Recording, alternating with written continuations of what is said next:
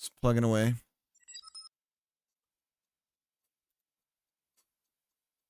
Yeah, music, ambient, or noise, whatever. Mm.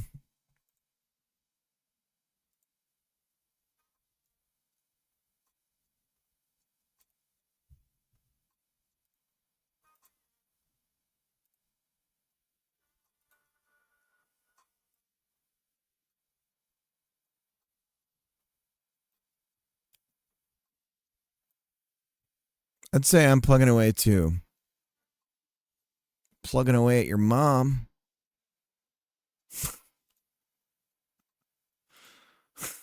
So stupid.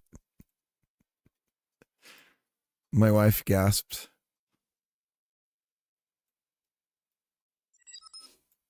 I know. I know him. I know. I'm sorry.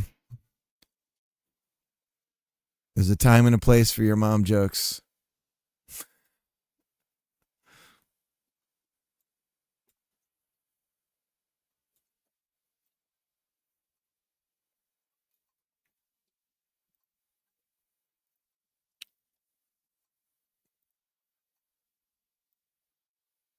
How you doing though? Like, how's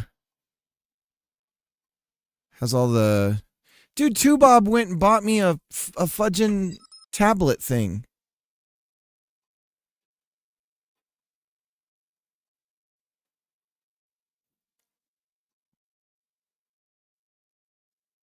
Time and place for dad jokes. Most Godot Twitch channels. It's because we're thinking people.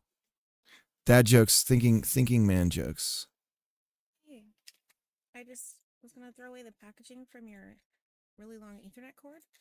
Oh, baby, let's not talk about that on the there. stream. My really long Ethernet cord. These were in there. What the hell? Seriously? Yeah, Brah. they're like special ones for the. Yeah, they're just for it. Well, I'll be. All right, thank you.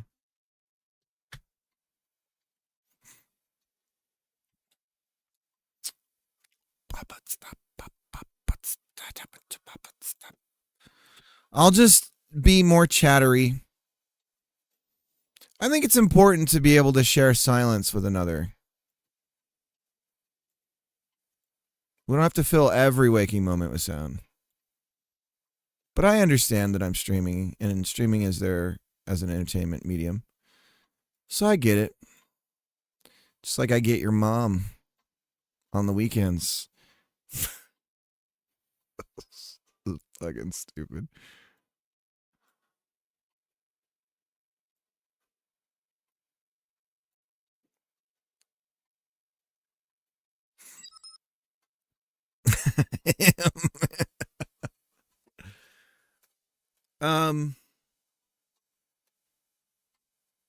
But yeah, I guess some sort of package is coming. Oh, that reminds me. I need to be careful not to have that get destroyed by the pug.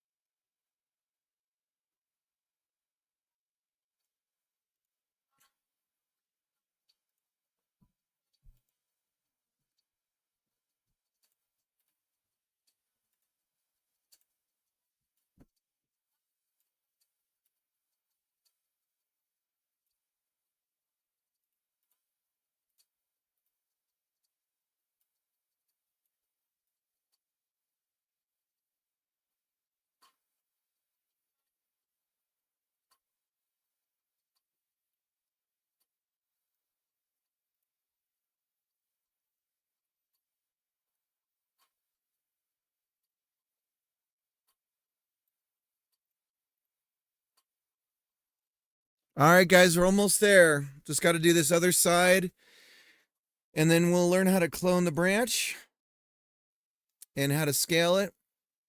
Or not learn, but we'll set it, program it. And then we'll be all set.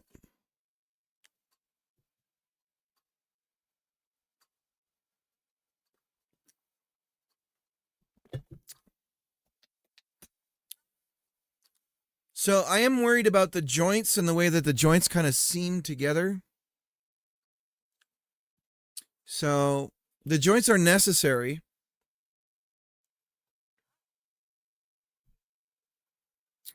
I mean, if I were to run this right now,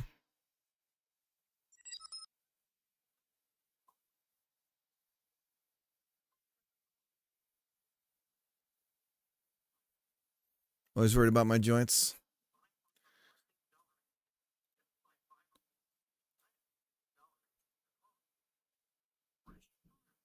Oh, we gotta get rid of these ads.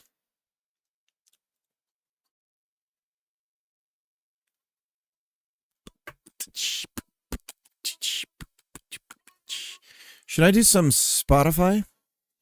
Should I bust out my old 90s dance music, Em?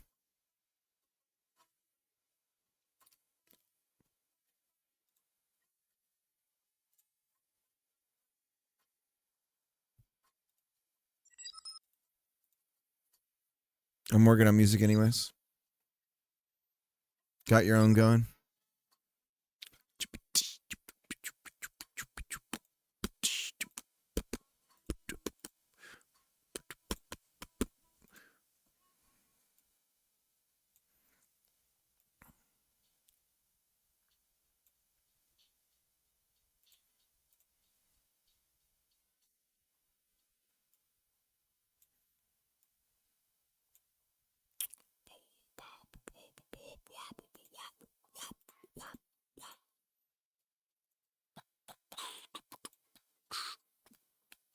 You know, I miss is, you know what was a good soundtrack was the Guacamelee. Guacamelee!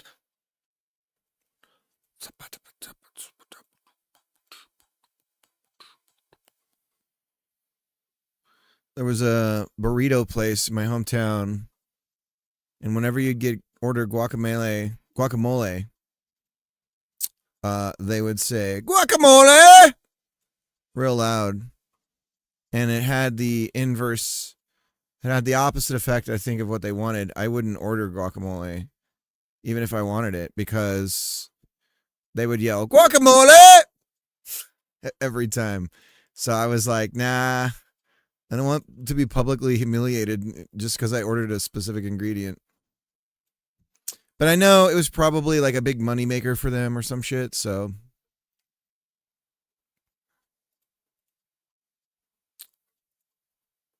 Guacamole! And be like, nah, how about we guacamole, guaco don't lay? Eh? How'd you like that one, Growling? Your mom liked that one.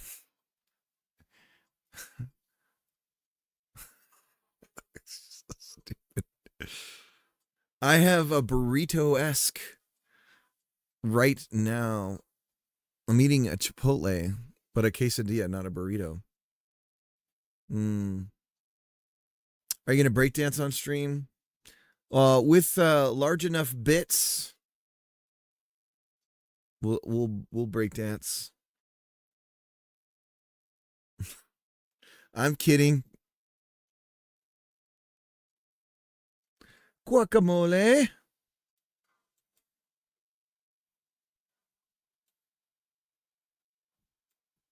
Nobody breakdances anymore because that would involve exposing yourself to an expressive art form, and that's cringe. That's cringe. Nobody does that. Might reveal something about yourself. Ew. Gross. Gives me the ick.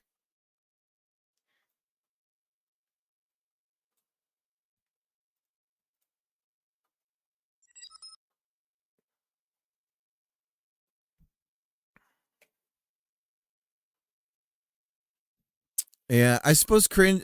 Yeah, I think Twitch is a little different.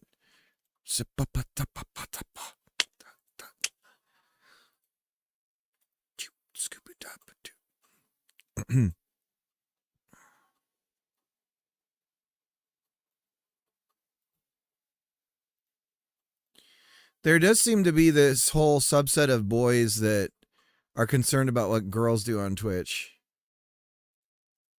It's like, oh, some girl stood up from their chair. She's desperate and she needs to get viewers. And so that's why she did that. It's like, all right, dude. Okay, brah. All right. Sure, man.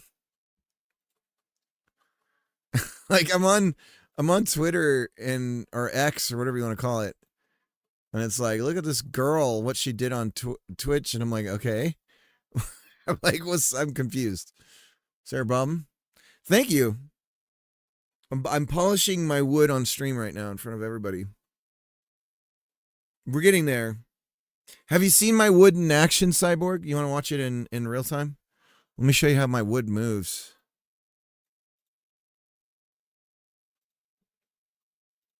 I think there is a lot of there it is. Look at how it sags. It's getting a little droopy. Now the whole thing, I've only ever seen my wood so far. Well, you ever seen a grown man naked? Hopefully there's a reference that you know, and I didn't just creep you out. Billy, you ever seen a grown man naked? You like watching gladiator movies? So this wood is a little finicky, you see here. She's a little caught up in the other piece here. Airplane, yeah. Look at this. What's going on here? Oh, why are we doing that? I don't know. What is going on? It's the wind. It's the wind forces. See, I think the wind actually might be too high. It's just not visible in any way, save but on the branches. So I think we might need to lower the wind. And I mean, look at what the entire tree is doing from below. You ever see a tree doing this, you get the hell out of Dodge, you know? That thing's coming down.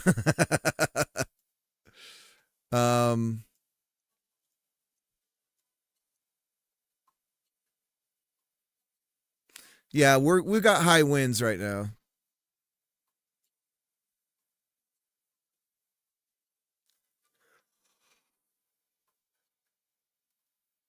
So we definitely need to adjust it.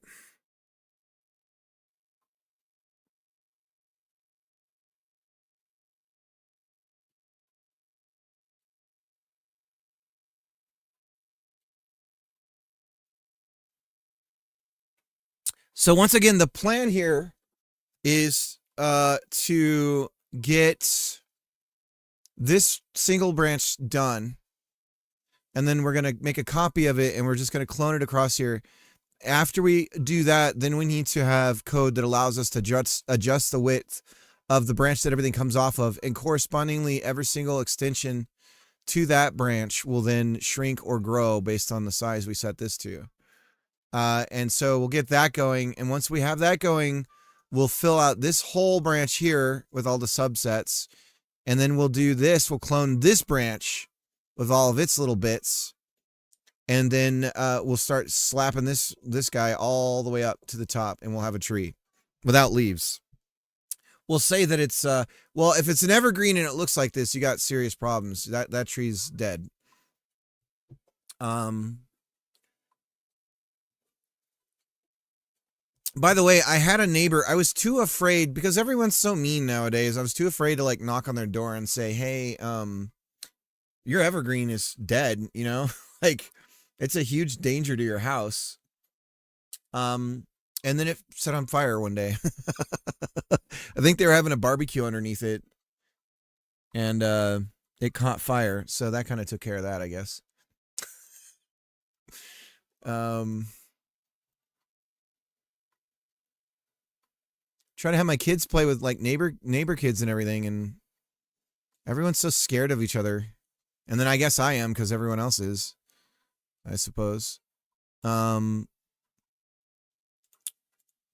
they're like, nah, I can't play with you. I'm not allowed to.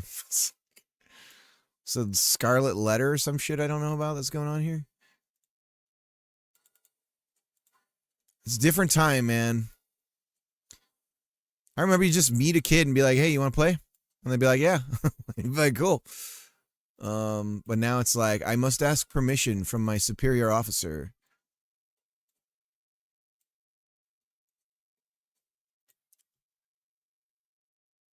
I've never met my neighbors.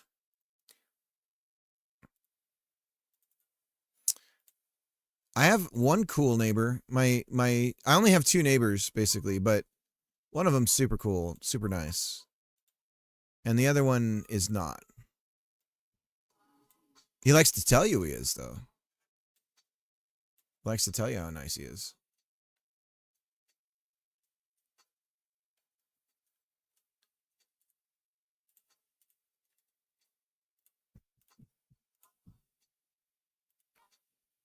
Ba ba ba.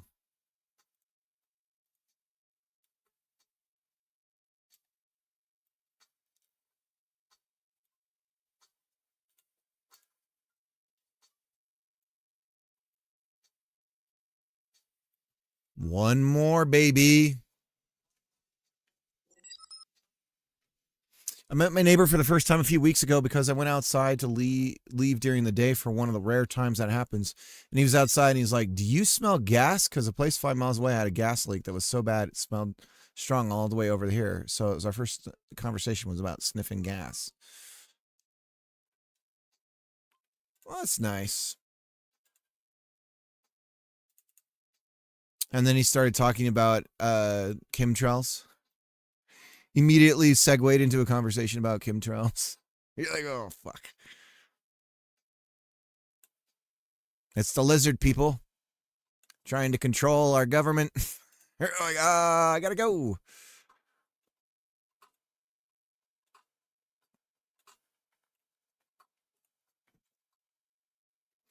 That's the best way to suss out the crazies in your neighborhood. Go for a walk in on the countryside of your town just by yourself, and they'll pull over and find you. That's I feel like a universal truth, at least in the States. Problem with neighborhood already knows I'm crazy. You're not crazy. What are you talking about?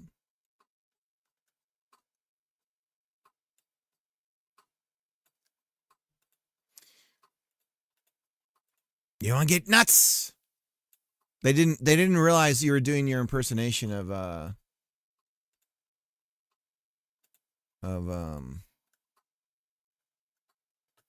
Bruce Wayne from 89's Batman.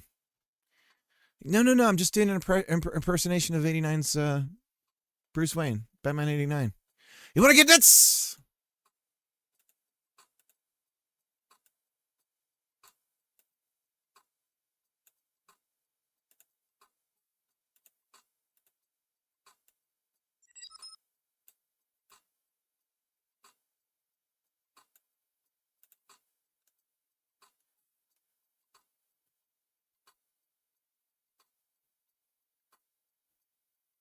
Sent cops by for welfare checks. Dude, welfare checks are one of the most invasive things.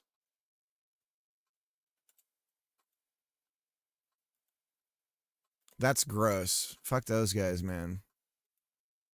I mean, really, the welfare check should be like, okay, did you knock on their door or not? And if the person's like, no, then it's like, all right, we're not sending anybody.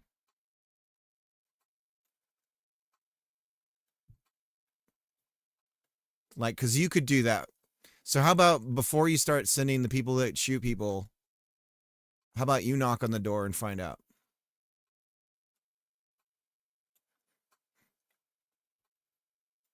That sucks, man. How gross. How gross. Mind your own beeswax. I need a front door. You just need a dead man switch on your door.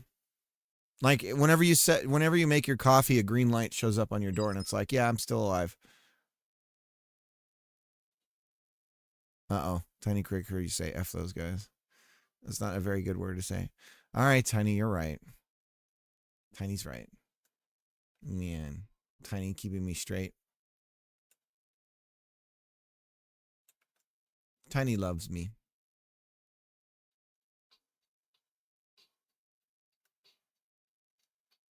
Tiny's right.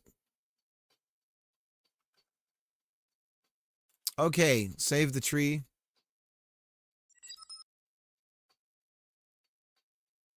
$18 months ago. What was that for?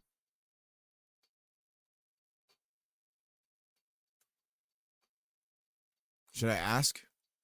Do I want to know?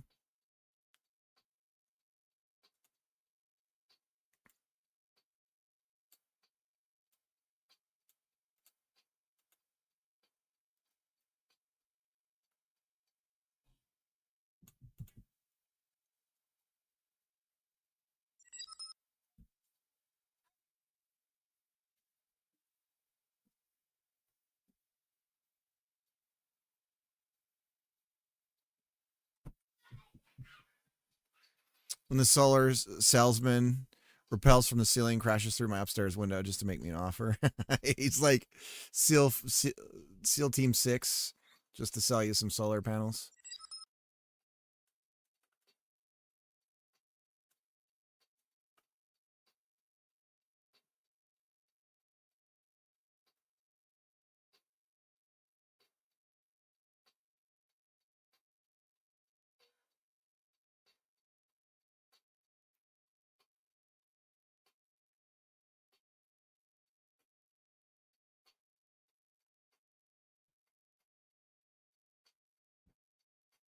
Warning people and they still wouldn't do it.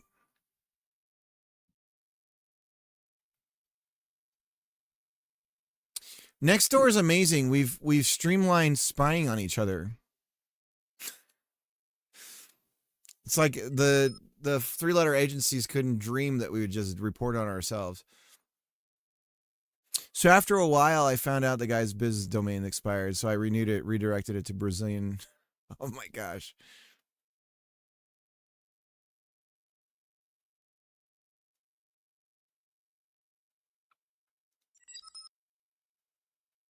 So then did they do a false report or something on you?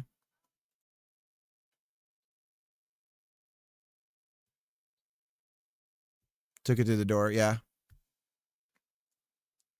Groundling lives on the streets. Loaded 45.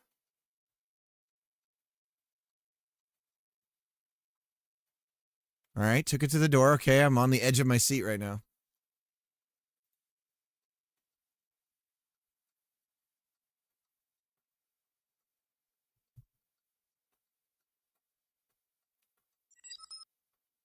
Saw leaning on the patio. Yep, this is typical of the cops. They're there to help you. Or it could be someone else. Yep.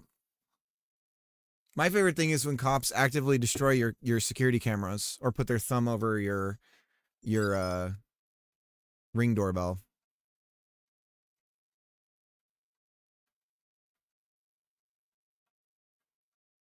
Did they announce themselves?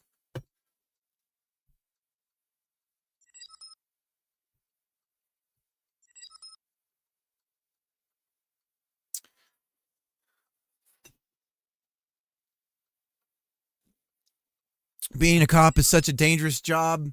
When we mysteriously knock on people's doors and hide our presence.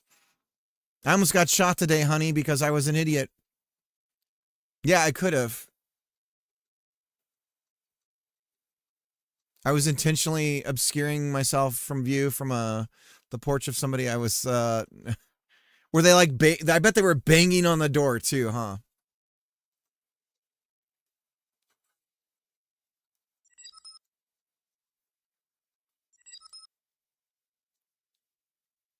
Yeah, they were. Yep. No effort to de-escalate or calm. Straight to get your blood pumping as much as possible. It's a wellness check or whatever. Bang, bang, bang, bang, bang. It's like, wonder why they don't like us.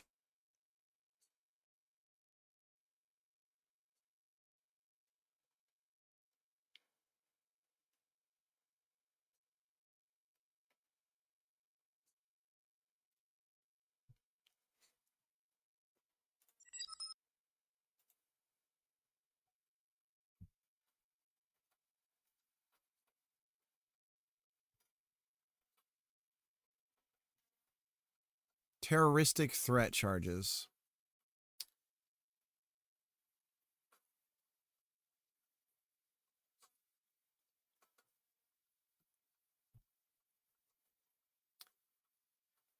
That's the only thing, is if they're friends with those guys, man, they'll make your life a hell.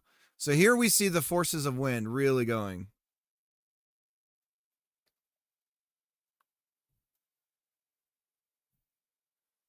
So the wind velocity seems to be quite high.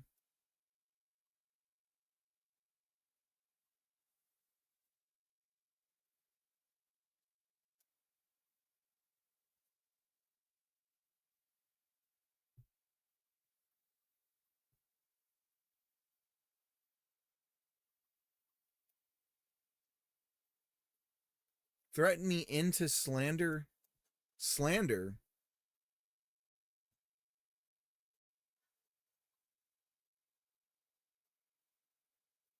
Yeah.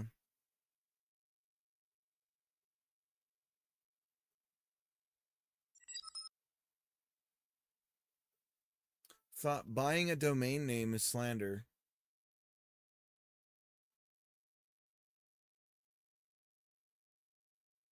Look at how alive that tree branch is. Chef John says to cook the hash browns in ghee. What are your thoughts? Well, you have to fry it with something.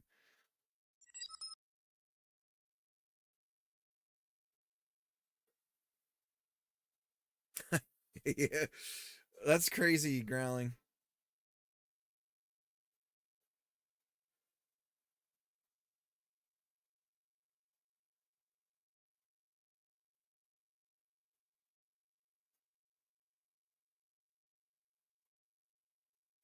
All right. The wind forces are way too high, is what we're seeing.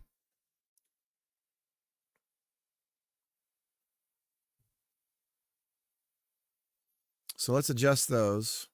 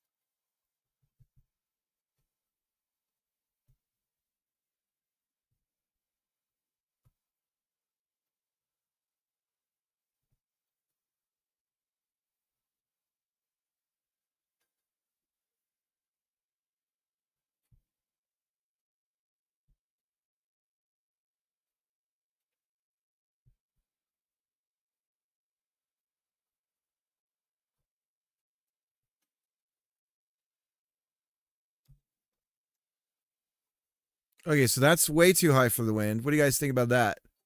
Pretty good for the wind? No, we want to go lower. Let's go to -5.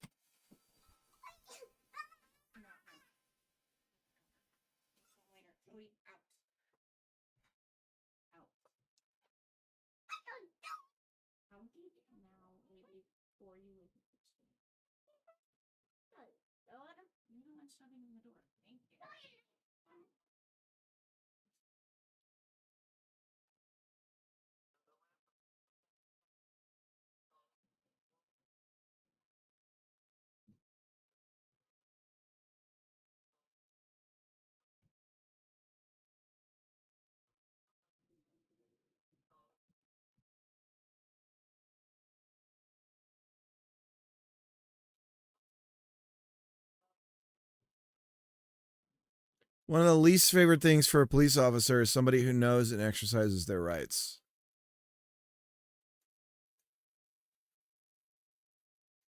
Why don't you just comply as people's lives are destroyed by trumped up DUI charges and getting stuck in jail on a Friday?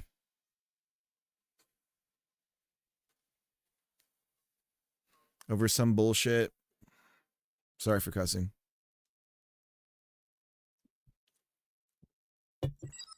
All it takes is once. And then suddenly you're like, yeah, never again.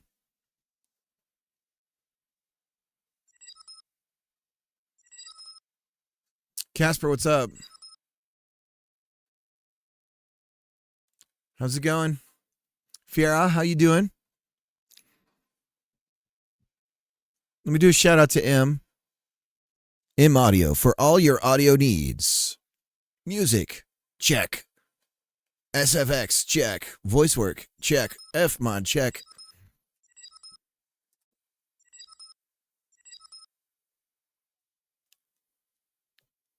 Working on my stream overlay. Nice. What is going on?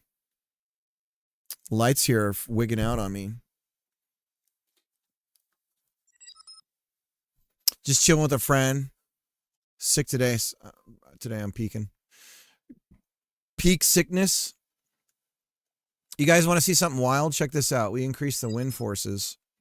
Watch what happens. Let me just bump it up to 20. Let's do 100 again. Wind speed to 100. 100 something. What? We don't know.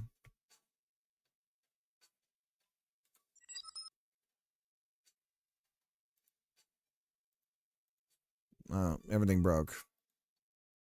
Godot's being Godot-y. Never mind. Anyways, we can have really high winds if we wanted.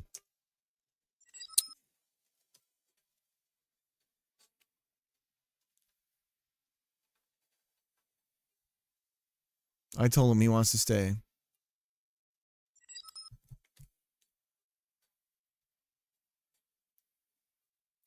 Tree stuff is treeing. I'll show you the current tree state. State of the tree union.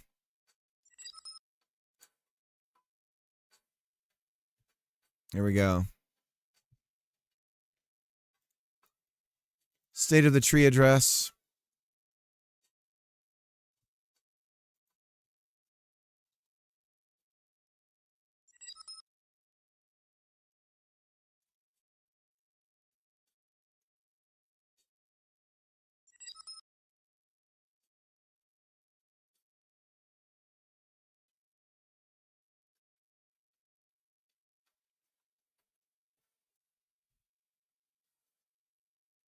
So there's our wind being very windy.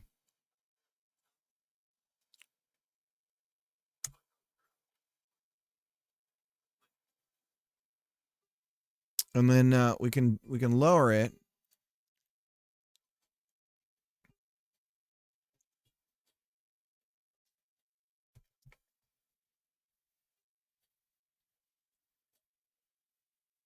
It's weird. It's not. Why is it not easing up?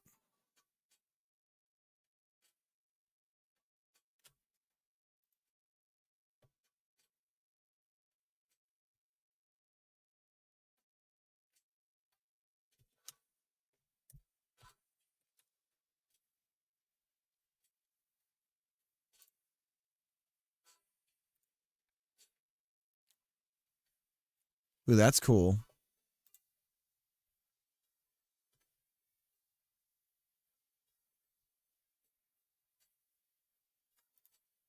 That's pretty sweet.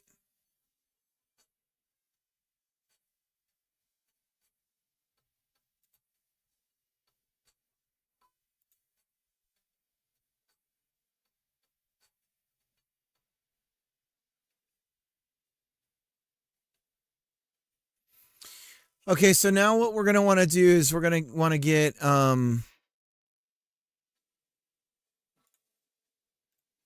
we've got our tree. We've got a branch, so we want to save this branch and then be able to clone it and change the width, the thickness, get down with the thickness and adjust the thickness. And then we're going to clone this bad boy out. Right now, if I were to take this branch and do that, nothing good would happen. So we're going to save the branch. Nice, detailed, we'll call it detailed branch. Okay, so we have our branch. And if we don't have a way of deleting these, so I need to add that as well. Because if I can change the extension size and get rid of the extensions, but the branch itself we can't get rid of. So what I need is the ability to go in here, and then when I delete one of these resource branches, the corresponding, the same thing that we're doing for the extensions happens to that branch. I suppose one trick that I could do is literally I could like if I do this, so our extension size right now is 10. So if I bring it in, we should be able to delete those ones. Oh, they're still there. Interesting. Now, is that a scene tree thing or something else? Because, like, what happens when we run the scene now? Yeah, they're gone. So they didn't depopulate from the properly from the scene for some reason. That's weird. So if I load the tree up, it should be gone. Yeah. Weird. Let's go ahead and close, delete, open.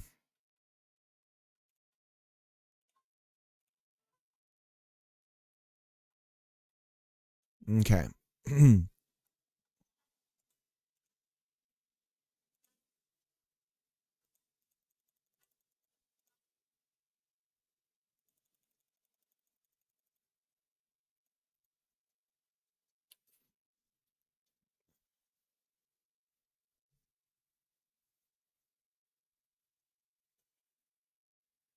Mr. D-Boy, how's it going? Do shout out to Fiera.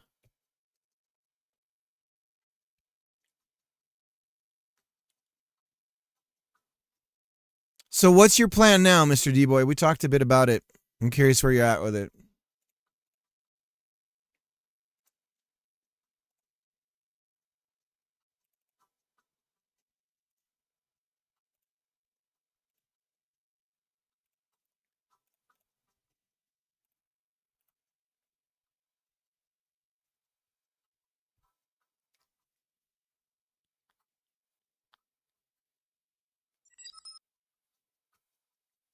Move in with Papa Cricket? Hell yeah.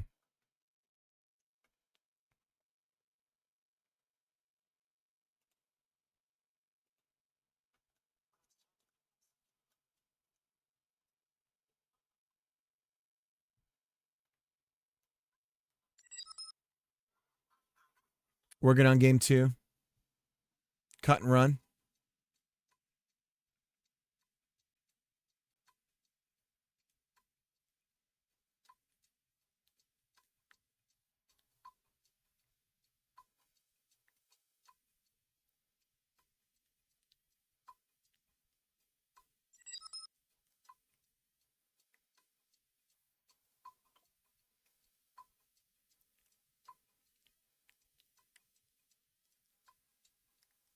No, still want to work on Mr. Farm Boy. So like 2080, something like that.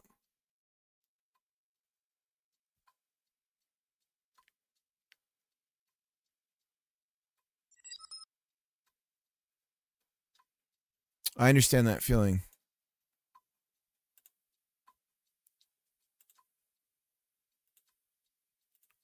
I feel you. Dude, I mean, you've been doing the one thing for so long, right?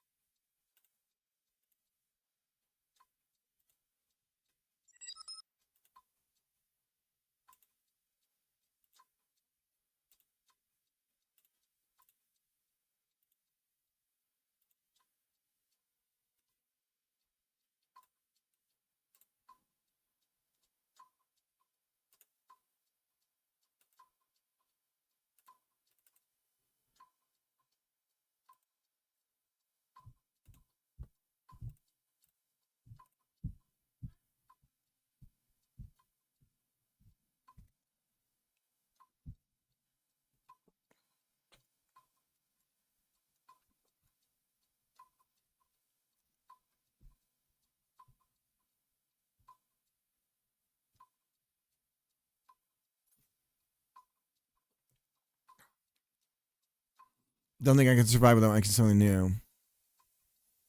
Understood. So that, but I guess my question is, we talked about you have this whole engine and everything for a game like it. Is this something new in the same wheelhouse? Or are you going to start from empty Godot project? I'll be right back. I'm going to grab something to drink.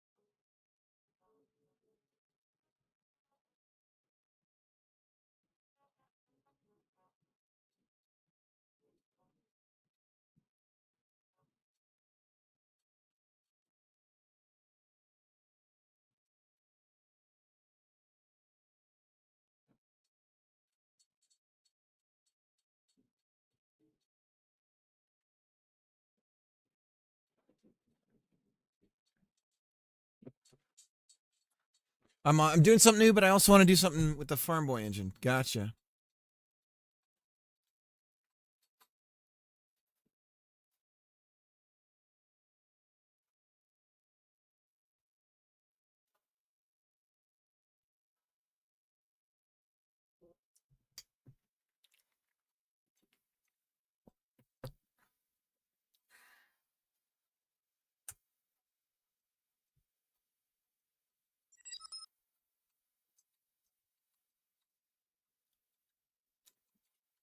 Mini cricket review for the new thing.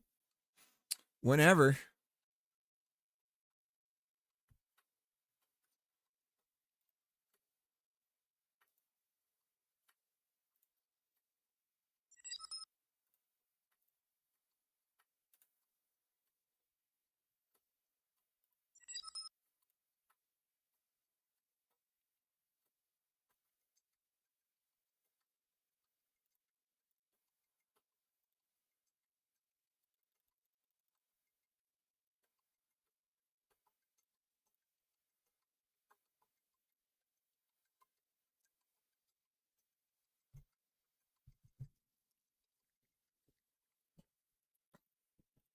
All right, so we're going to clone a branch here. Load branch. Detailed. And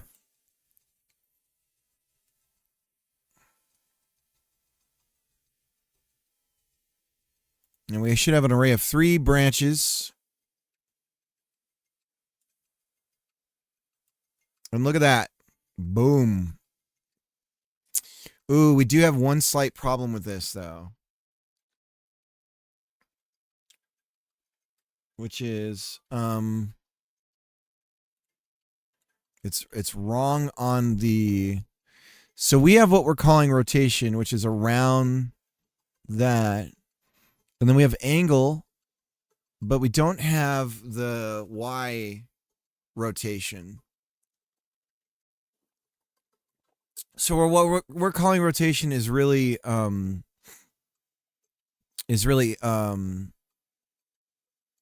Z rotation. Or no, X rotation.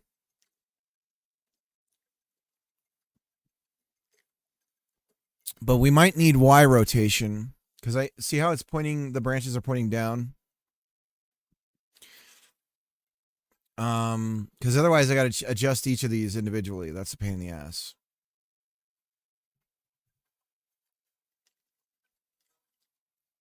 And even if I did it manually in here, that wouldn't do it.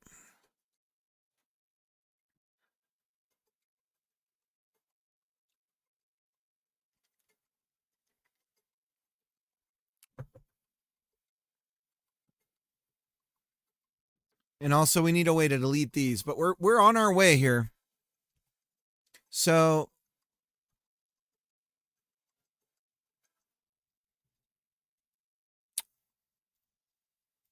what I want to work on is we'll add the branch here, and then I want to work on the scaling. So load branch. We choose detailed.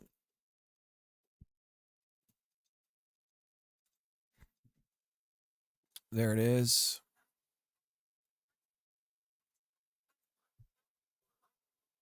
Uh-oh.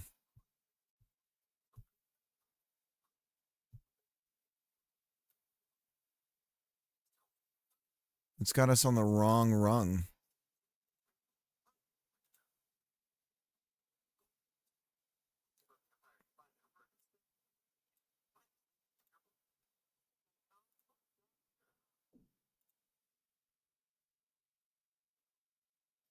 Let's close and reopen and load the tree in. I may have just committed a huge disaster.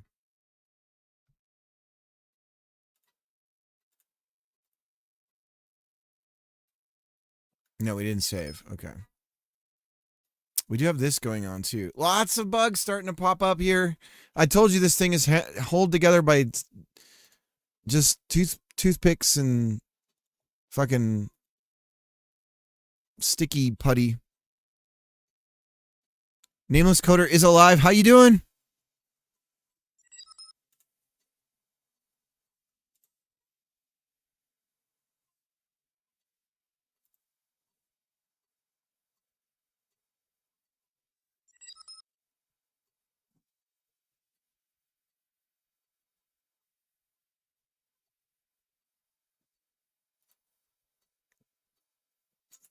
I'm doing all right.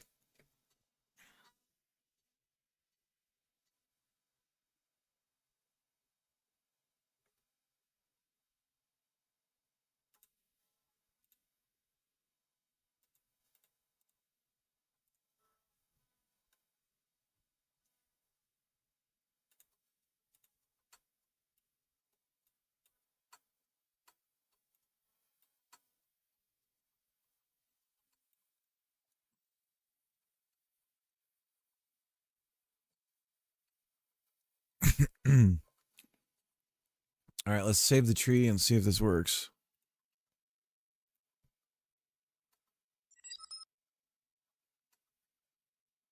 Not a good sign. But no, it loads in.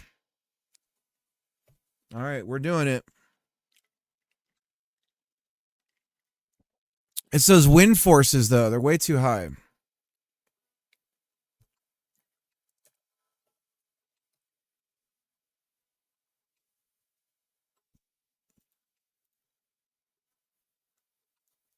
Big, beautiful branches.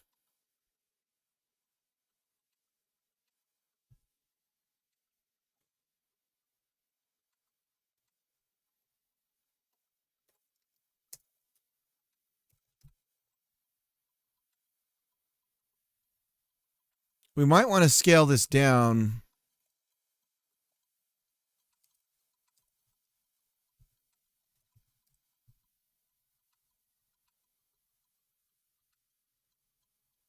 It looks pretty good.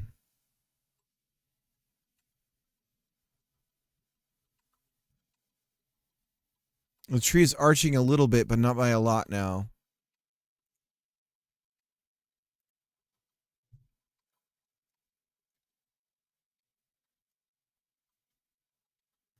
Swaying back and forth a teensy bit.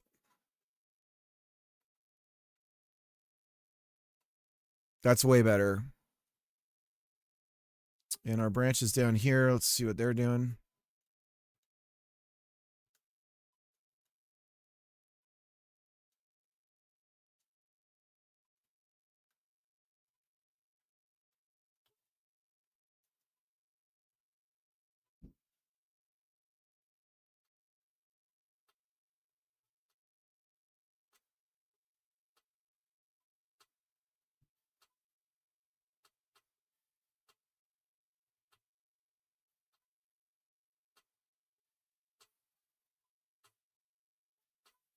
Seems pretty good. Could be a little more lively. Let's bump it up to 75.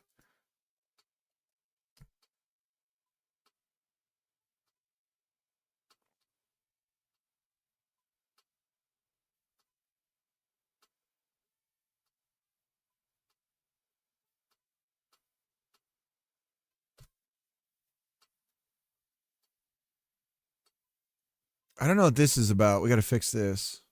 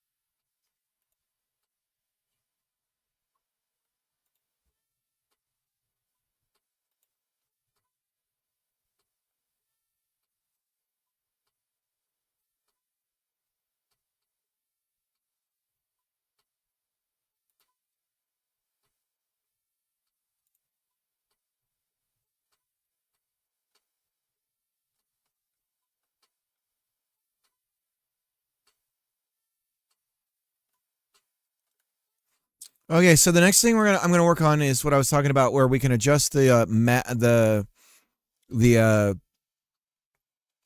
size of this particular branch.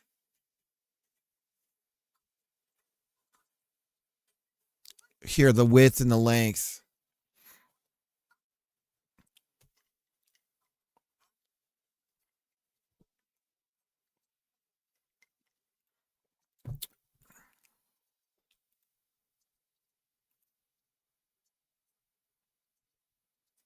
Now, this only happens. Actually, I think I can probably fix this rather quickly.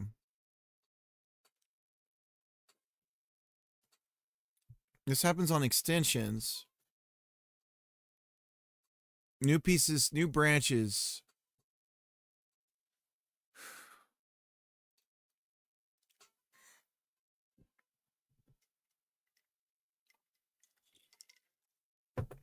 Are they the same as the lumber they come off of? No.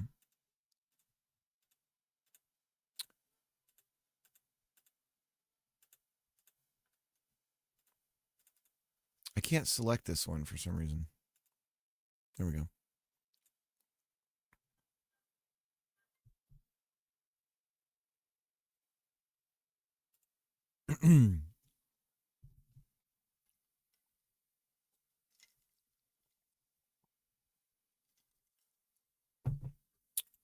So we emit new branch,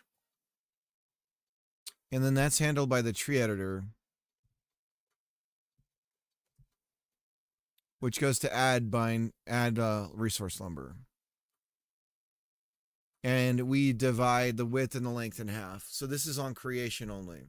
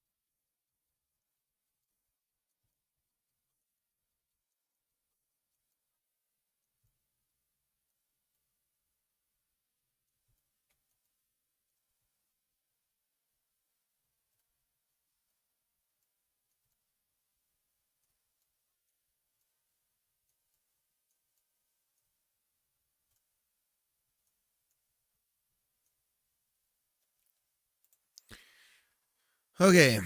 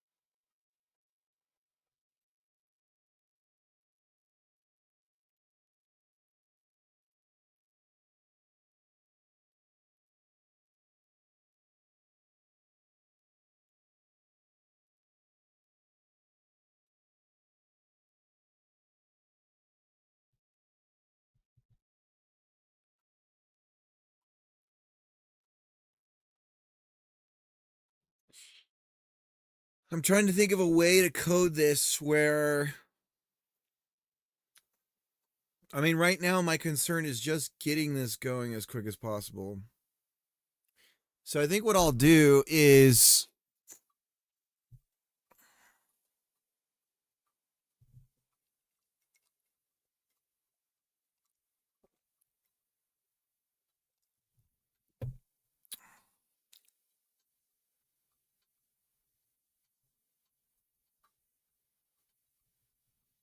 when we change the length of a width or any on any branch,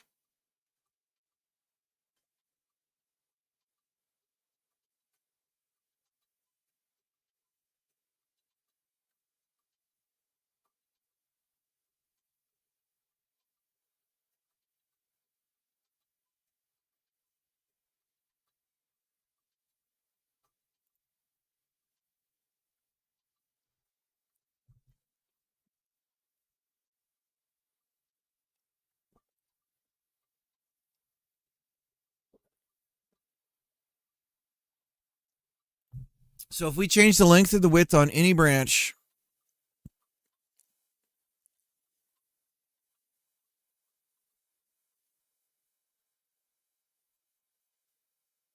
on any piece of lumber, I guess it would be on the branch.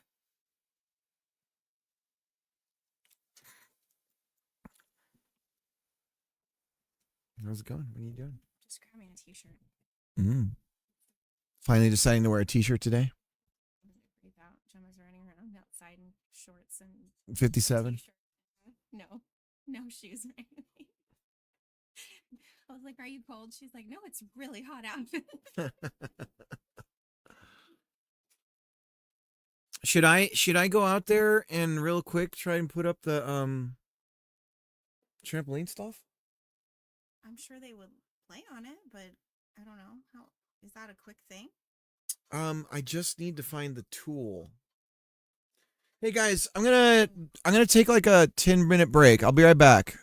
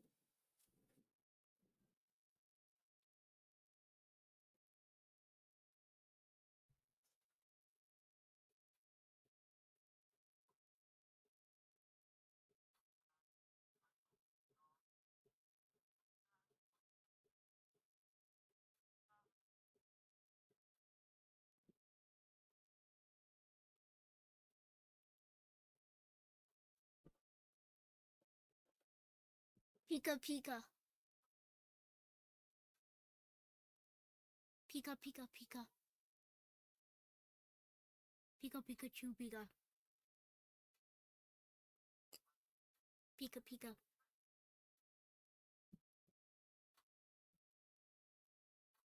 Pika Pika.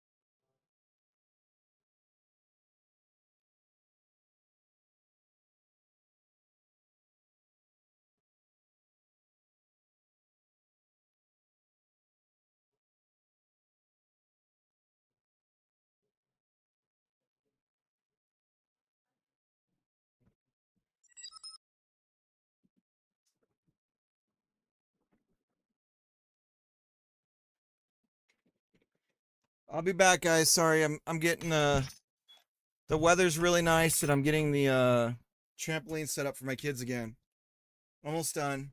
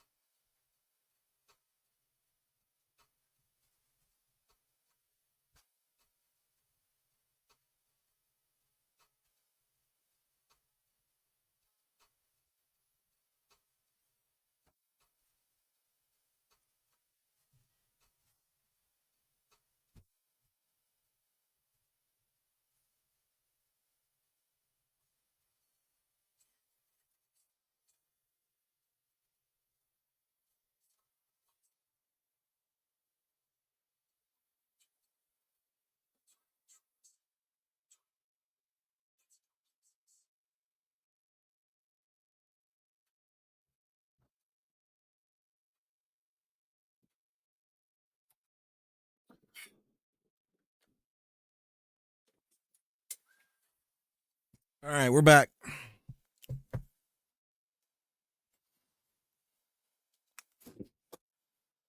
Sorry about that delay.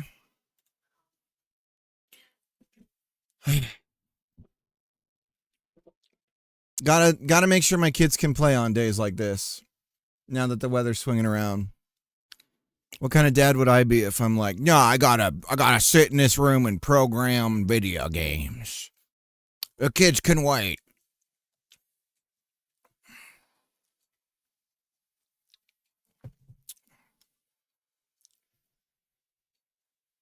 Nymphis, how you doing?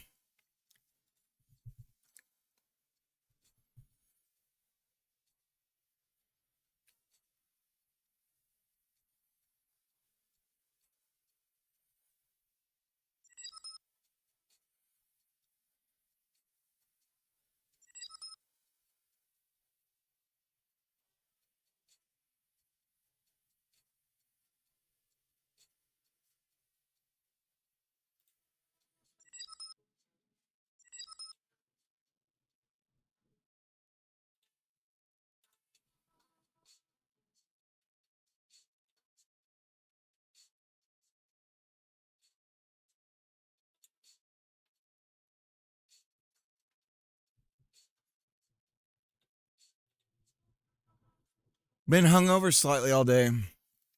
Giganzo, do you have a name for this game? Giganzo, I do not yet. ¿Por qué no? I don't know. I'm not sure yet.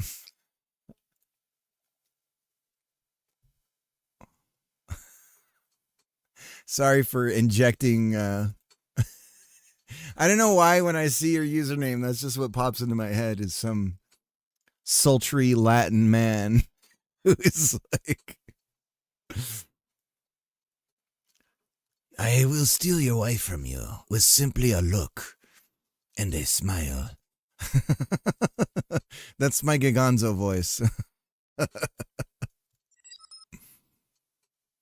Sultry, hell yeah.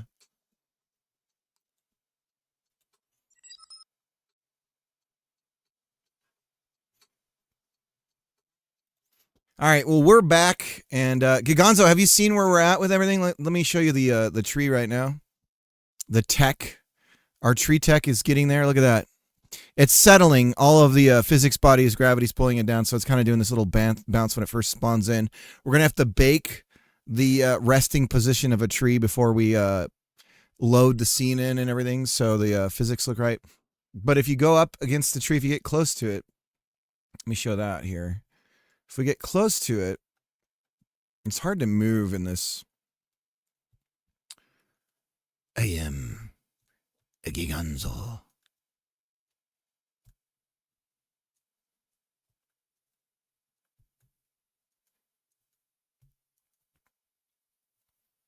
So if we get closer to it, you can see it's swaying in the wind. So the breeze is kind of pushing it around. We don't have any leaves on it yet. And this is an evergreen that I'm making. And I'm not using procedural generation yet either. We're more just I'm trying to get like a prototype going for us to be able to climb and cut again.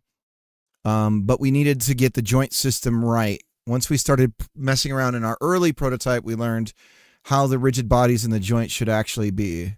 So now that we're having that kind of set up the right way, we're now working on, we have a way of saving and loading branches, and we can add, we can load a branch around another extension of a branch and move it around and everything like that. Right now what we're doing is we're setting it up so we can resize the branch.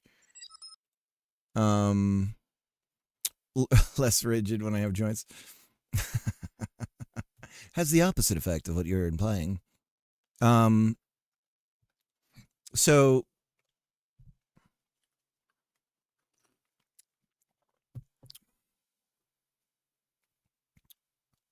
what was I saying? Yeah, so we can add more branches around any of these rungs here. You can just click on the rung and then say create branch or load branch. Create branch makes a new one, or load branch we can save one that we've already designed. So this one right here is the one that we're going to start cloning everywhere. The next thing that I'm trying to get going and coming back to is when we change the length of the width here, we want to procedurally adjust the length and width of the extensions and the branches coming off those extensions. So we have to do that recursively, and also what's weird about that is that it's going to happen from the from lumber, but it can affect anything with an that is a branch as well. Branch is an extension of lumber. So from here, when we change the size, we want to recursively go through every single piece, and then we call an update on the scene tree, and the scene tree would then update. But I just have to get the code going. I haven't gotten a chance to play it yet, Nymphis. No. I think that I need to go back to doing that at nights when I can stream at night. Playing people's games at night.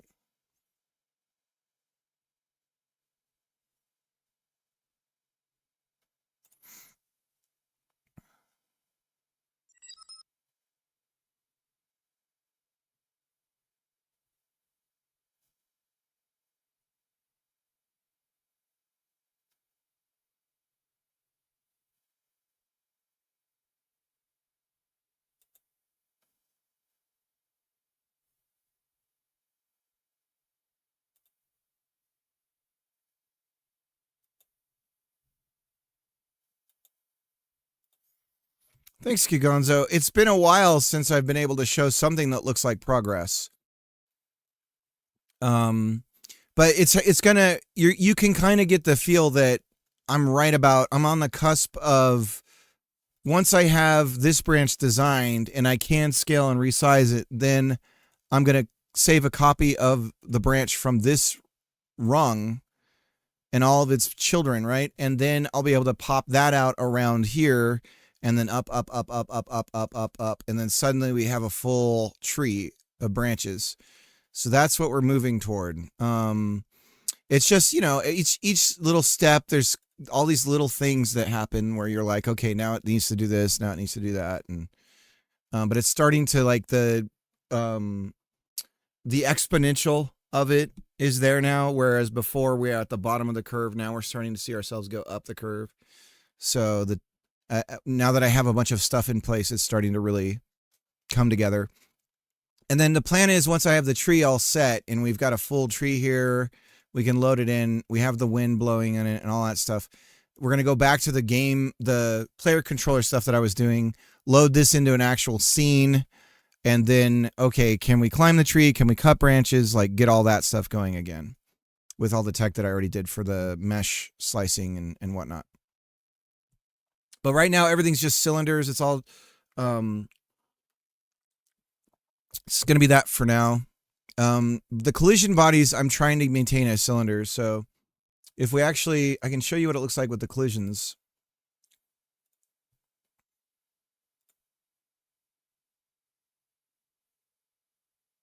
So here it is with the collision bodies. And then in the editor, we can also just hide the meshes.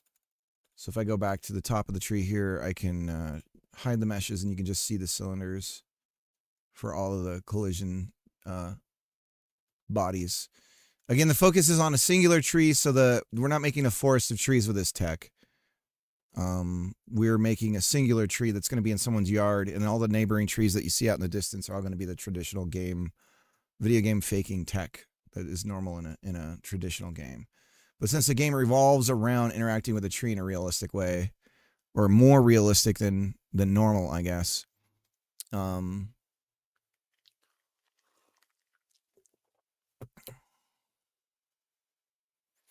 course, I'm going to do this, and some guy's going to roll up with some custom engine that does it way better than me. How's the tree formed? Well, a boy tree and a girl tree who really like each other get together and they make a baby tree. And I'm kidding, Slater. The tree right now, it's manually created because we're not going to work on proc gen just yet. So it's all manual. I have a tree editor here that I have. And on the tree editor, we can on any of these extensions here, we can create a new branch that comes off of it. And then we can change the length of the branch. And then we can, from each of the extensions on that, we can then add an extension from it.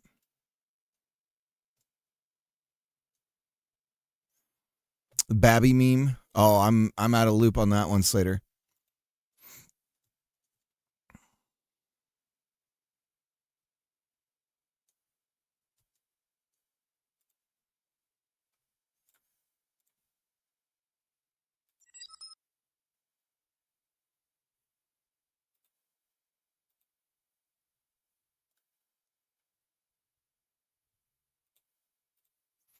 I don't know where these two are coming from.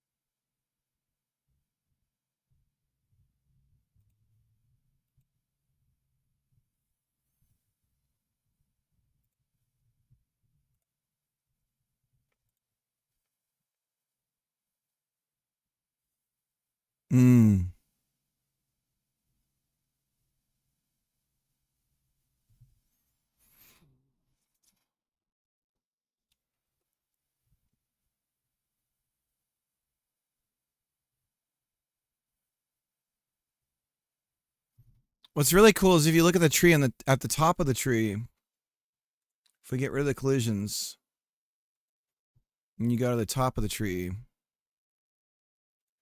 it starts to look like you can see it like swaying in the wind if I move the camera.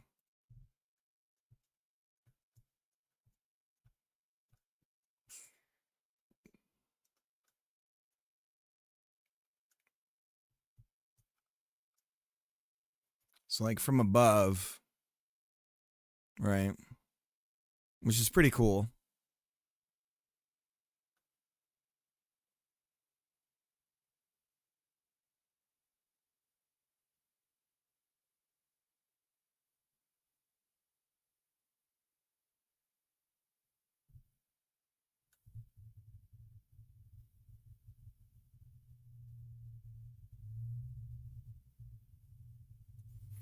But yeah, it's really interesting too. The more you add to the branches, the more elements of that tree can collect forces of the wind, and so they'll, if it's just a thin rung of like all the other parts have been taken off of it, it doesn't catch nearly as much wind as if it has multiple kind of parts of the tree branch coming off of it. Like these ones you can kind of see moving a little bit more in the wind. So if we're down below and we're looking up, you know,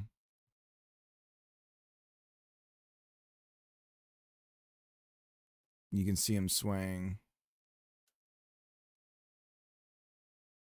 Not a lot of wind happening right now, though. There we go. It's kind of a trip.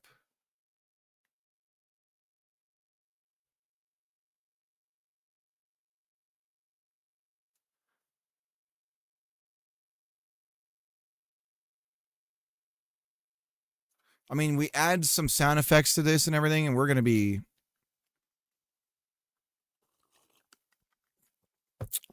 It's going to be pretty neat.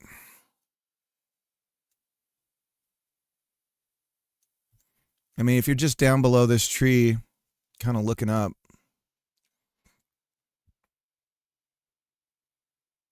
eventually, once there's enough branches, you're going to see the whole thing swaying around.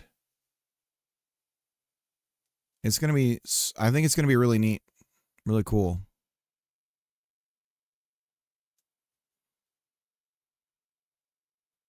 Anyways,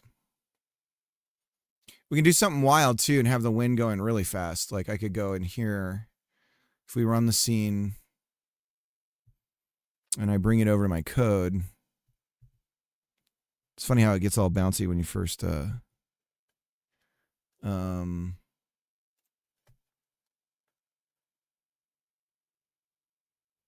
here's where we can adjust the wind speed, so I can bump it up to 10, and then suddenly the behavior of the tree is different. Maybe if it's running at real time. Should be. There it goes. I don't know why it took so long to register.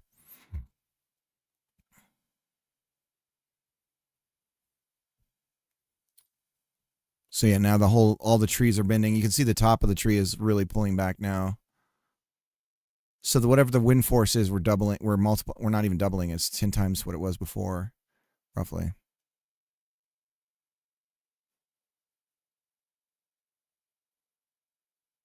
You see the leaves pushing back, or those branches pushing back a ton now. If we go in and we look at it closer,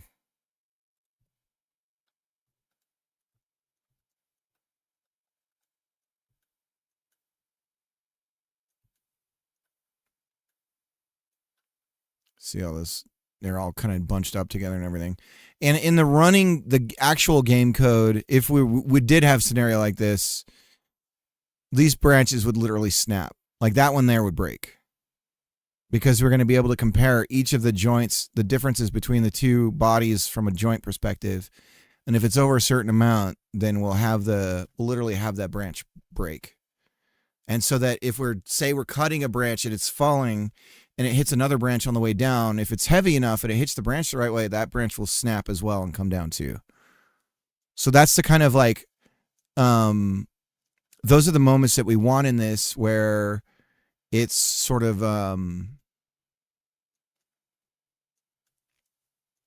what do they call it? It's like the narrative of the game. The game's systems allow for the player's story to come about.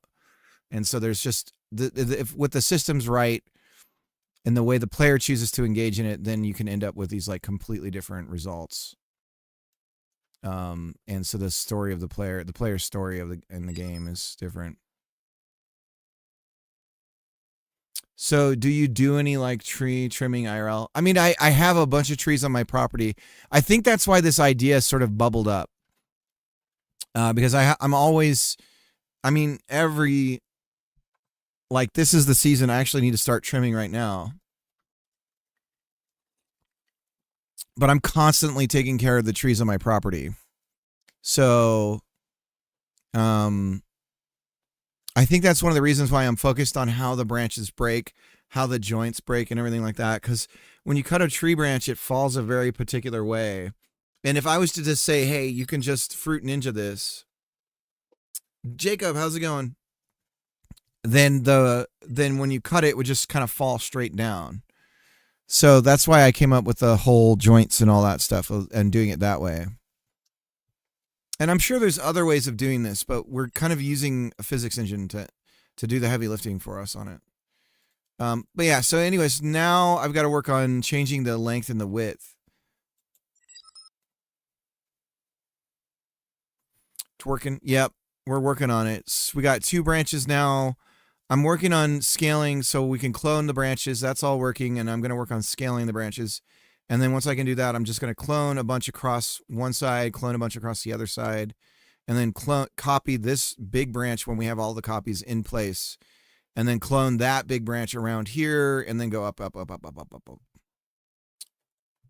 So that's what we're headed towards, Jacob. We're getting there.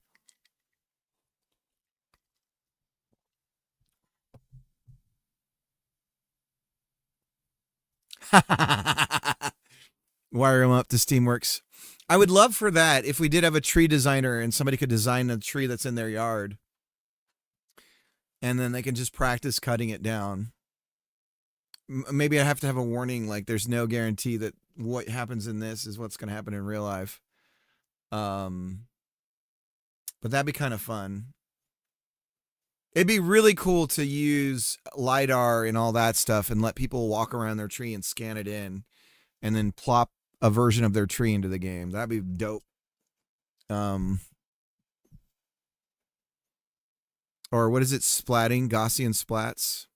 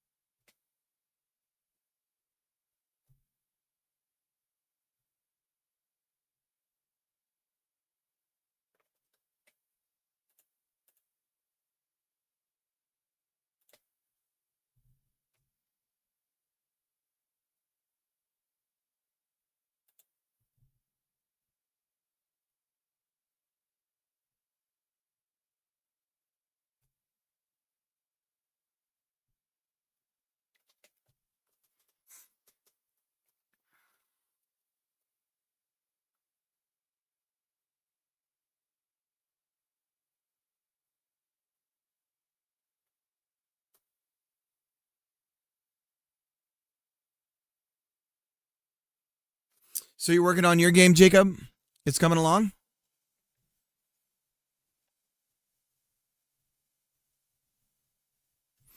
But yeah, on my property, we've got 2 really big walnut trees, 2 cherry trees that are pretty old. We've got, they're like they're you know,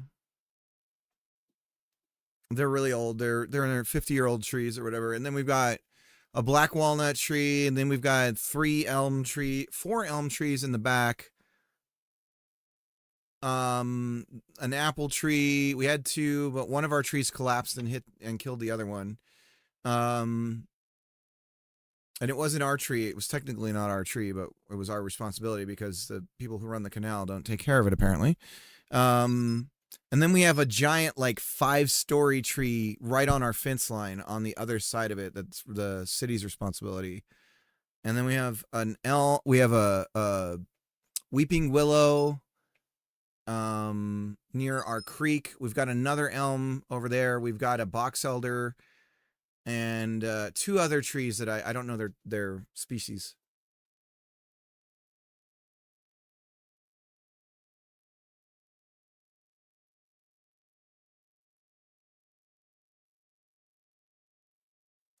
If you were to spend $2 on a game, so okay, Nymphis, first thing I'm going to tell you. If you're planning on the game to sell at $2, then you need to price it at like $6. Because people only buy Steam games, for instance, when they're on sale.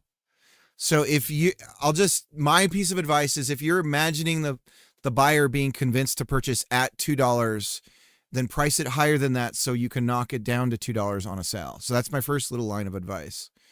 $2 for a game. I don't know, dude. I think there's an inverse bell curve when it comes to price and expectation.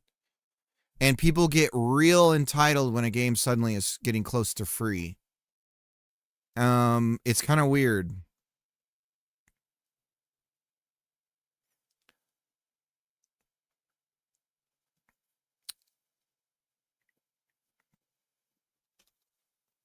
$2 content polish. I mean, for me, a game should be as bug-free as possible, regardless of price. But $2, I would expect maybe a bunch of music that's, royalty-free, but not created for the game. Art assets that are being, again, just in the public domain or available for free or near free. Asset reusal. But maybe still a good game.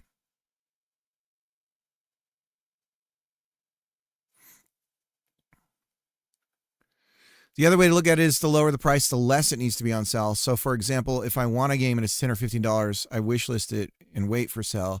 But if it's $4, I'm more likely to just get it right away. Yeah, that's why I say put it at $6, and then that way when it is on sale, you can drop it down to $2 or something. Because $6 is still a decent price, decently low price game. But I would say if you set it at $2, you're kind of putting yourself in a... I think that in Steam's world and the way that Steam buyers' brains work, you need to be able to do that sell price. And then what I would do is find a bunch of people to bundle your game in with. Like you can do those Steam bundles and stuff. So find like style of games and things and try to bundle in with those.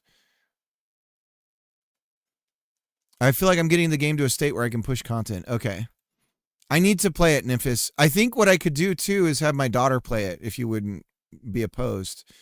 She would love to she just loves to be on the stream and everything. So if I just say, hey, play this game, you'd be able to see her play it as well.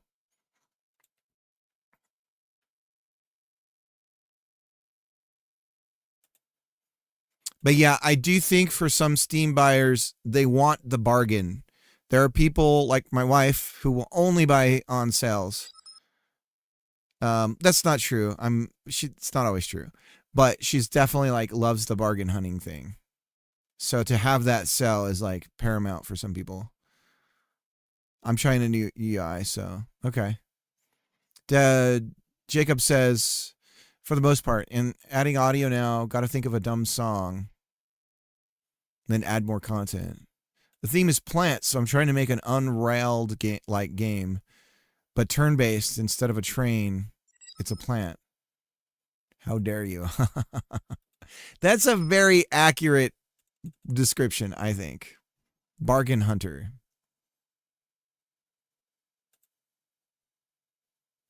That's the primal instinct. That's the motherly instinct coming out in our modern world of hunting. She goes out to hunt, but it's for deals. She comes back with a big old elk in her teeth, but it's like, I just got us a trampoline for $40 that was originally $250 new. I mean, which literally has happened. And it was brand new. I got a pair of work pants from Walmart yesterday on clearance for $3. That was pretty exciting. So I put it for $6 and on sale for $2 forever. Well, Steam, I don't think Steam lets you do never-ending sales. You can only put it on sale a certain for a certain time and a certain number of times. And then there's a cooldown or something. But you need that. You need that pumping.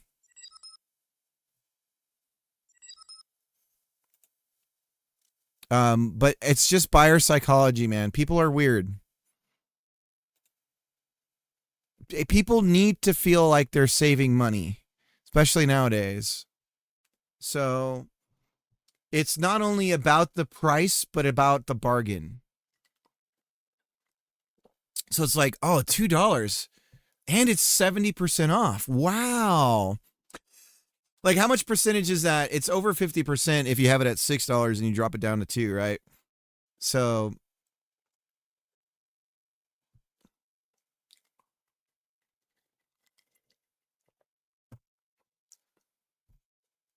I don't know. It's just the way our fickle brains work. We're manipulatable species.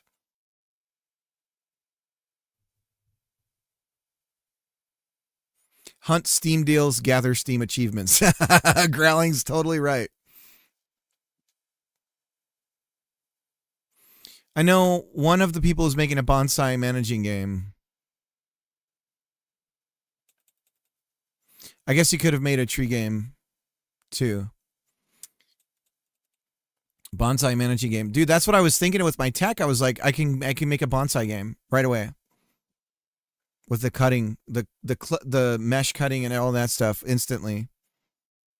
But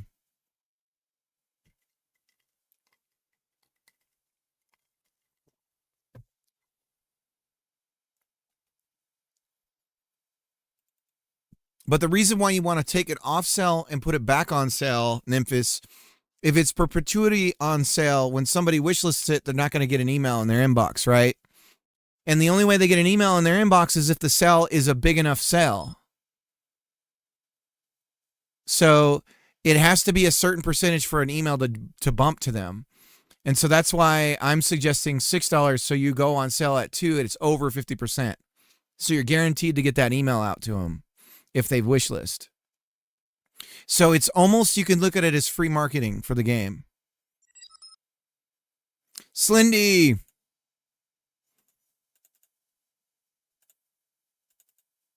How you doing, Slindy? Yeah, let me show you the tree tech. I'll show it real quick. We're gonna get back to it. So here's the tree now. I've got it so we can edit branches and we can load and clone branches and stuff. So, but I'm getting it so we can scale the branches. So I gotta get back to that. I keep getting distracted.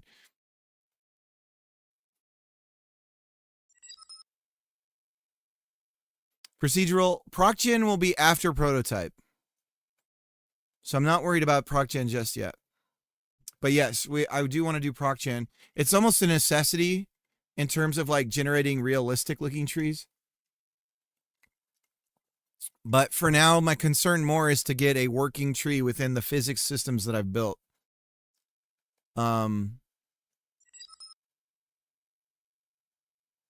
Yeah.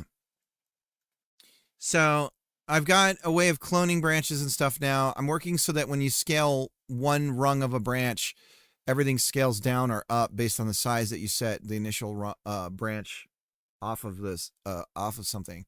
So I've just got to kind of build that out.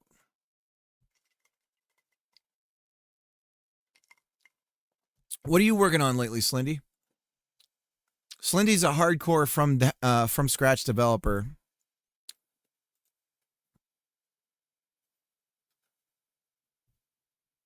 You were in like Rustland for a bit there, right?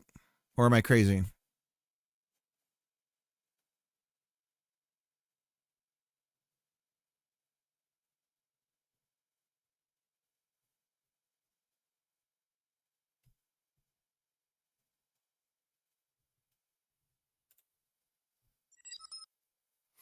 Last thing I was working on is my compiler in Rust, but I have lots of uni work to do. Gotcha.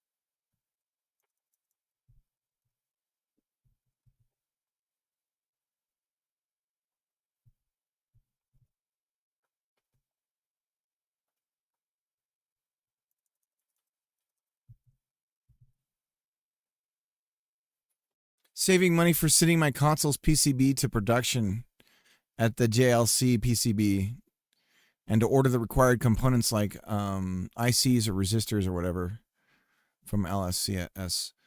I'll be using my hot plate to solder them in place. The PCB design is done in some of the case as well, so I might share stuff. That's awesome. Are you 3D printing like cases or what's that? What's the plan with that? Or are you using an existing shelves that's available? Because I know you were doing something that was along the lines of like, it was reminiscent of the Vita or the PSP. Yes, it's going to be 3 to 4 pieces 3D printing case. Gotcha. I've been a fan of the idea of 3D printing and then building a mold from a 3D an injection mold from a 3D printed version. But that involves having like a bunch of stuff that I don't have access to. And then you just injection mold the PSP 2000, 3000 models. But the screen is comically small.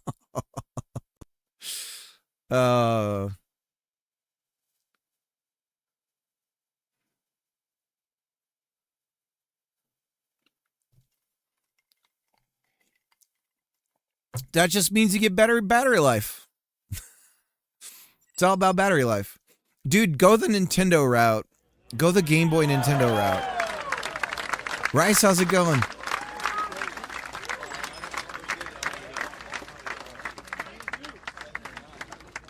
Two Bob, how you doing? I sent you a friend thing on Steam, Two Bob.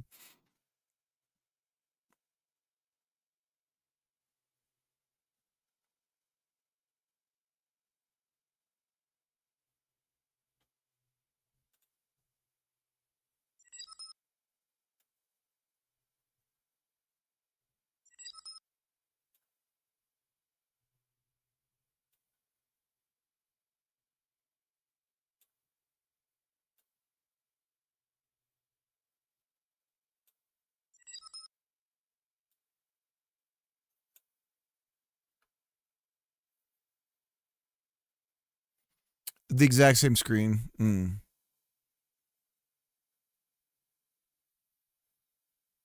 Yeah, go the Game Gear route. Have to spend half your paycheck in batteries. Or just leave it plugged in into the wall outlet. Your portable unit, you're just tethered to the wall.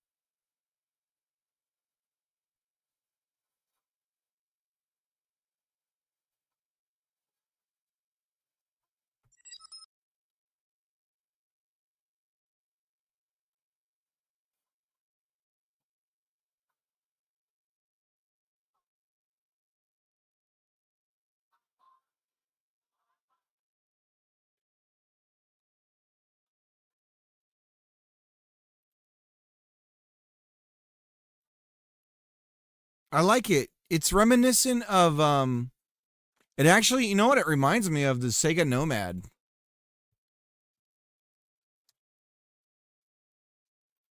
I'm getting more Nomad vibes than PSP.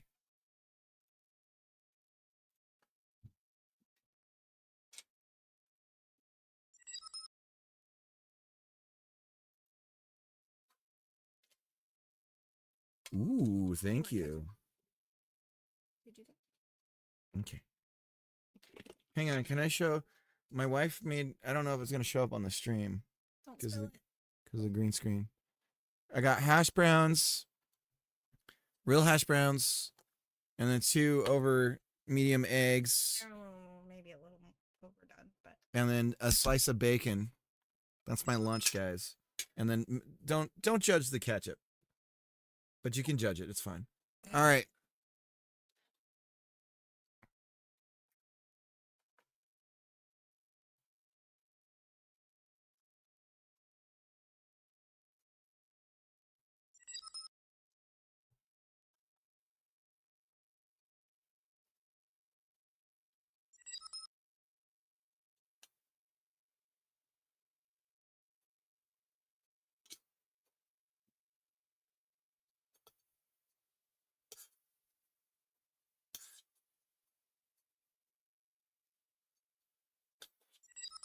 Slendy's going to be running a sweatshop in 6 months, and just get hiring workers to just mass produce this super successful little portable console that they made.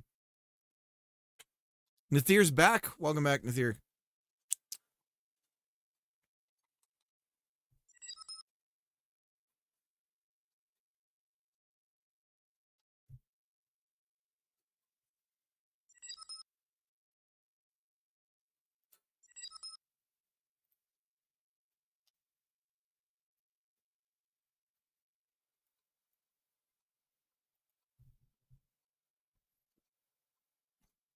Ketchup is a miracle sauce that helped people eat really disgusting meat.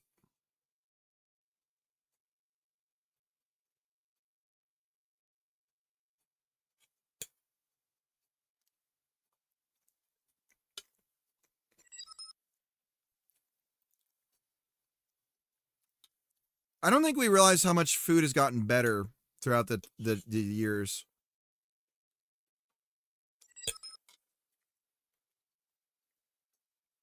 Original ketchup? It was wild, right?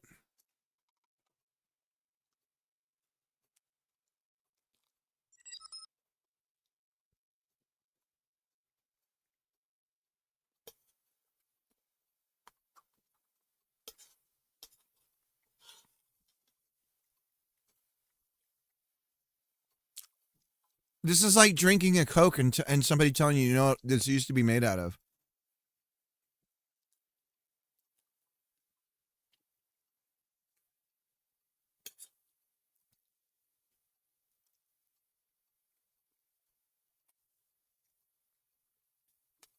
Pistachios used to be poisonous to us too.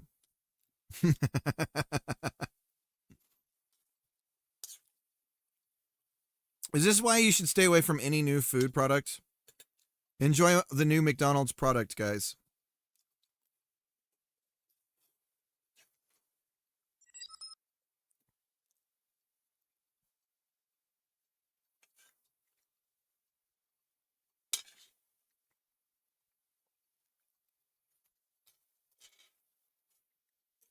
My wife always chintzes out on the sauces for me. Did I say something? Is that something deeply racist, but I don't know about it? There's a PCB. Dude, it looks good. It's clean. Steve Jobs would approve. It has to be beautiful on the inside and the outside. Are you going to put your signature somewhere on it when they print it?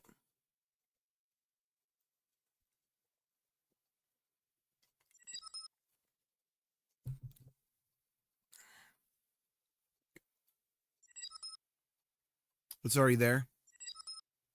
Bottom left. Oh, yeah.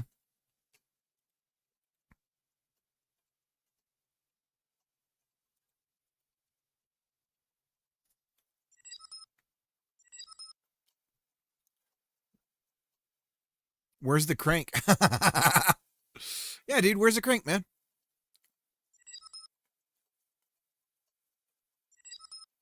Do it Bluetooth support? I don't see Bluetooth.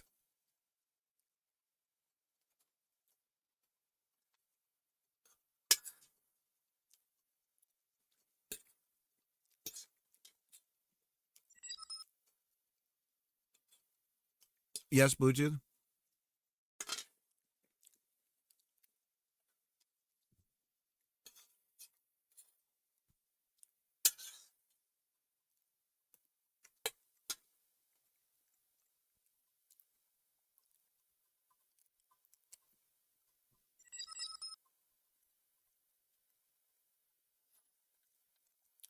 You need like one of those you need one of those things you blow in for like a breathalyzer test. And the game reacts to blood alcohol content. Certain games you have to get like pretty drunk.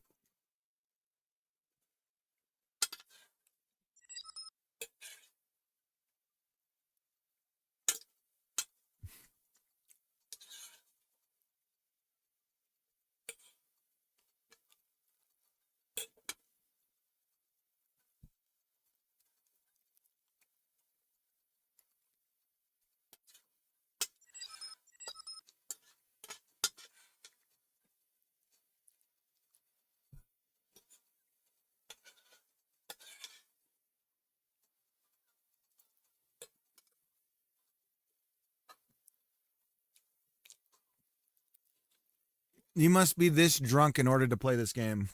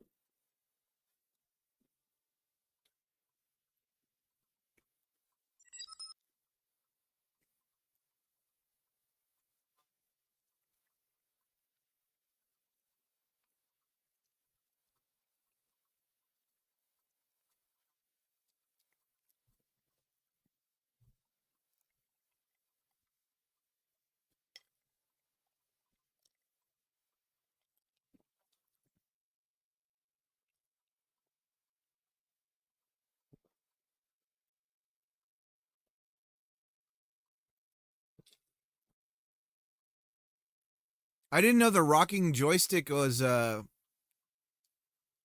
patent was released on the Nintendo style D-pad.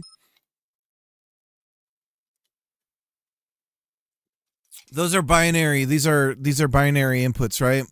Not like analog.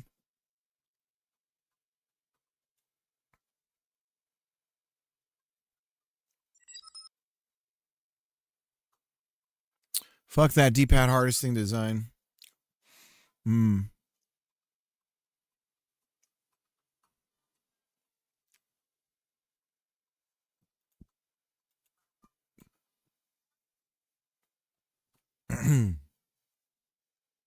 What's this extra element for? Is that the battery? The battery, it leads for the battery, and then the battery somewhere in the back.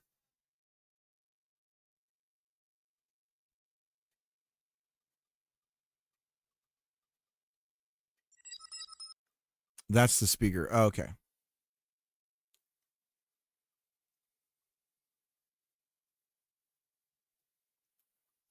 See, to save on the speaker, what you could do is have something they put in their mouth and they rest it on their fillings, and then you vibrate the fillings for audio.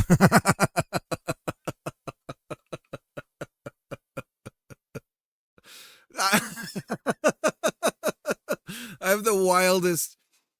I have to be drunk to play this. You have to have cavities and fillings. That's for your mom to connect to.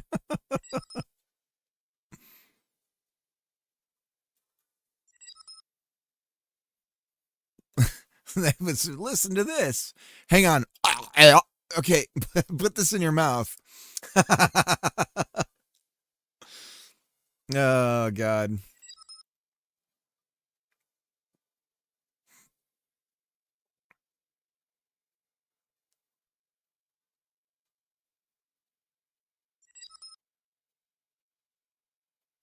The whole interface will be made with Lua on the SD card, so you can have fun customizing it. Oh, that's cool.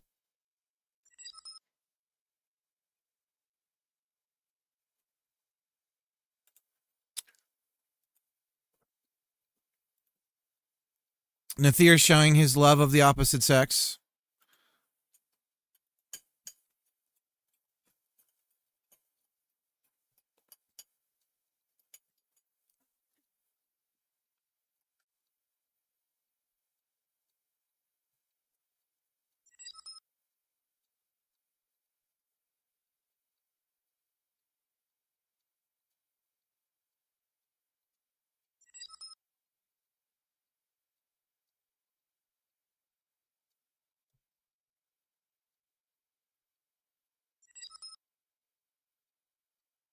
All right, Jacob, bust some ass and work harder on the plant game.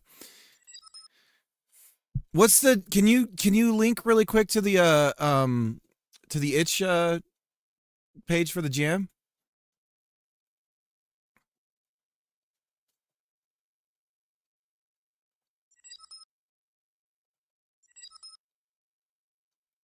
The Voyeurs.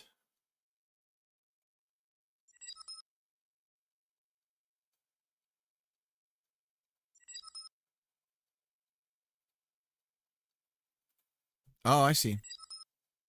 Down to jam.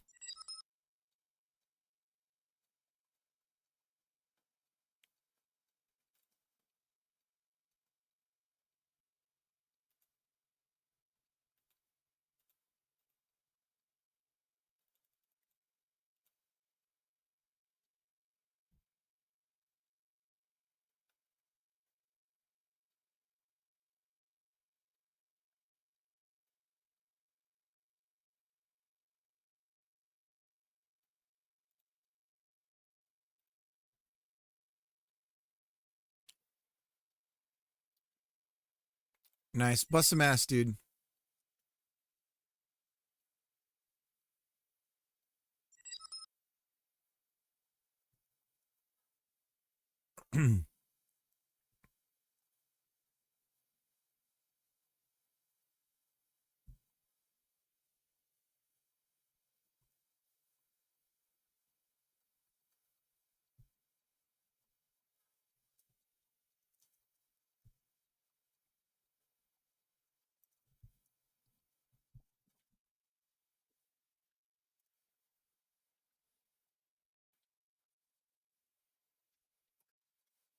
I don't know. My daughter just put a Pokemon next to me.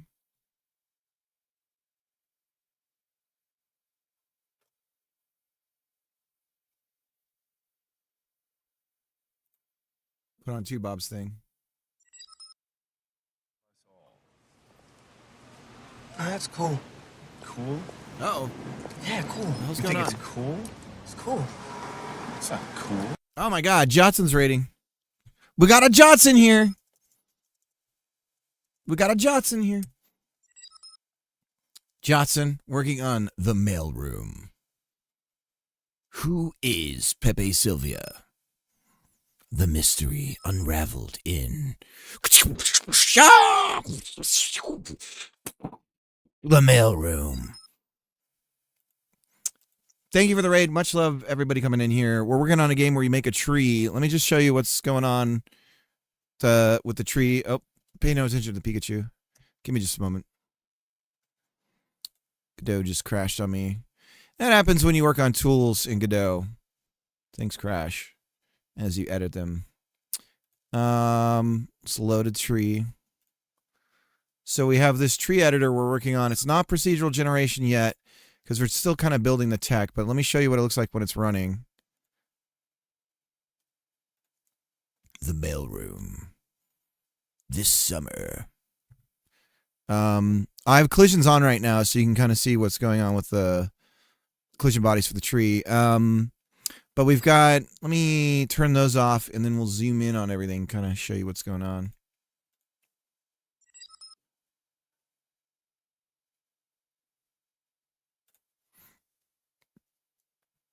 Yeah, when you're doing tooling, it happens a lot. It happens a lot with tooling. Here we go. So we'll zoom in on our tree here. Give me a moment. So we're making a game about cutting trees. So it's a lumber, not lumberjacking, it's more arborist. So imagine you have scenarios where there's a tree in a yard and you have to cut it in a way where it doesn't break surrounding areas like fences and things like that. So right now we're working on like the tech stack. We have these branches here. You can see them sort of slowly swaying in the wind if you look very carefully. We've lowered the wind forces here because as we're adding more elements to branches, it's getting caught, it's catching more wind. Imagine that. I know this doesn't really look like a tree right now. We're in the prototype phase, so making things look pretty is not our concern. It's more about getting sort of the tech going. So anyways, right now we're working on the tree editor. We have it where you can cut the branches with a chainsaw, and we have the mesh slicing and all that kind of stuff going on. Oh yeah. It's so wild how shader code is not consistent across. It's like always different per I can't believe you've done this. renderer and stuff. Or for whatever you're choosing, like OpenGL or Vulkan or whatever. Sack of Joy, thanks for the follow. Yeah, but it's coming along. It's coming along. We got some shadows going on here. If we come up to the top of the tree, you can kind of see it slowly swaying. Again, this is all temporary. The mesh of the tree and all that stuff, totally temporary. You have to use your imagination. We're in I call this the trust me bro phase of development. So we're in the trust me bro phase. And you can kind of see the top of this branch here if I don't move the mouse. Again, I don't have the wind forces very high, but you can see it swaying back and forth very gently. I could increase the wind, and then you see all the branches kind of like whoosh, like some 1920s film or something. So I could bump up the wind speed and show that as well. But anyways,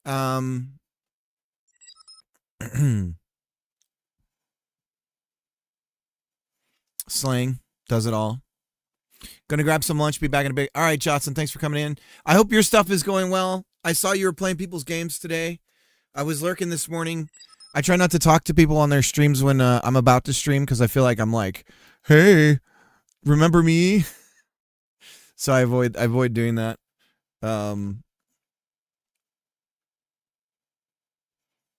It can transpile so many shading languages. That's cool.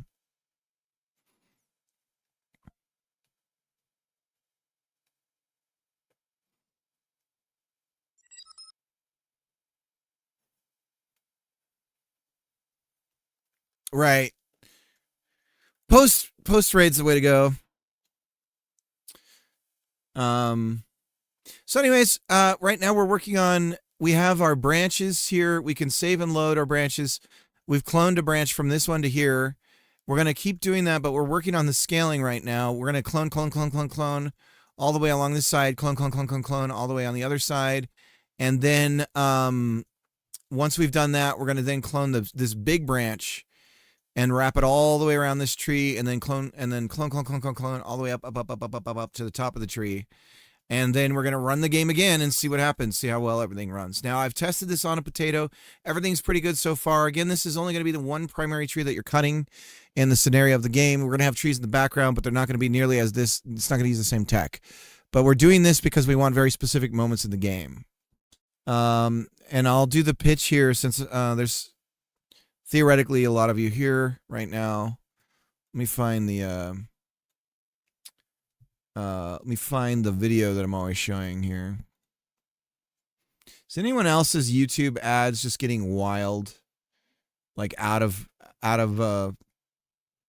control? I'm getting some disgusting ads, I'll say that.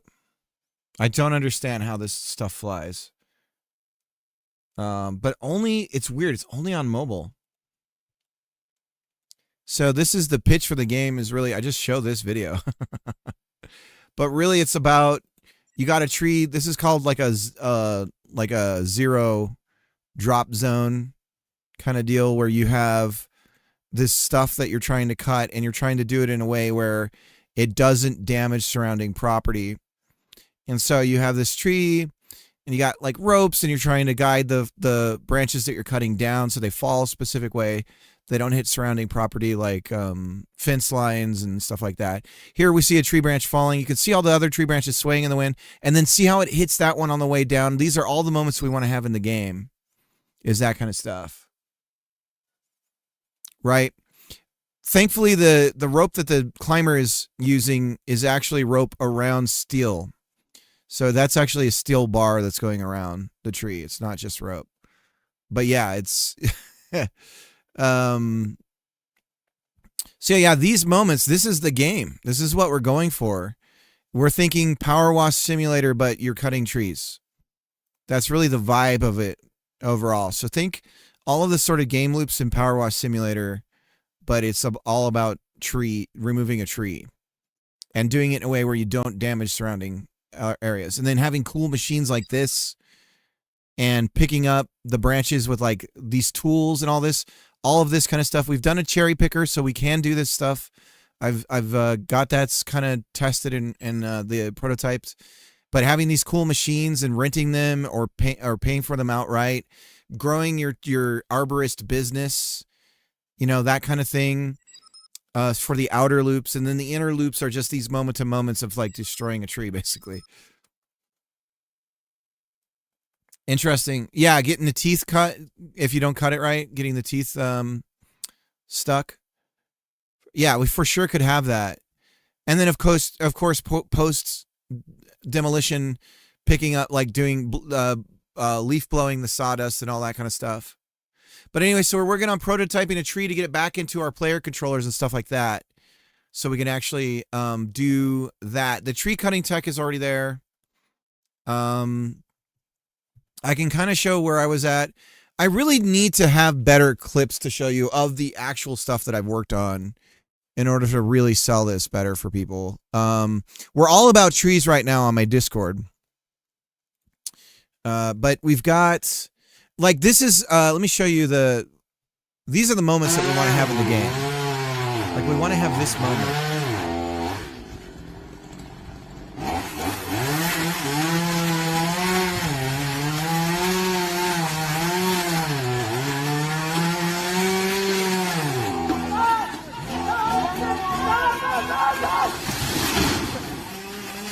So that's what we're going for. To have those, like, so even in a game like this, even if you fail, it's kind of fun and exciting. Because you get to see destruction is the idea. And this is when we first got slicing going. So we could kind of fruit ninja a tree. We do have the textures working now inside the cuts and all that stuff. But this is like a test little chunk of a tree, and we're starting to cut into it and stuff like that. We do have the chainsaw and all that stuff. You have to, it's all trust me, bros. Whoops, I just closed Godot. But yeah, those fun moments of like, oh my God, everything went wrong. I can't wait to cause property destruction in my neighbor's house. Yeah. And then I think we'll have design scenarios. That's where we'll have the speed. I think that there could be like a real speed running community for a game like this too, of like, there's set scenarios and it's like, how fast can you destroy a tree or take a tree down in this scenario? Who can do it the fastest, and being able to watch the replays and all that kind of stuff. So I think there's like possibility of some competitive element for this as well. So I think that would be cool. And I think you could do things like a daily or weekly, like this is a weekly tree, this is a daily tree scenario or whatever. Once I get procedural generation going and everything, and it's just like, who could do the best that day kind of thing. I could see doing stuff like that.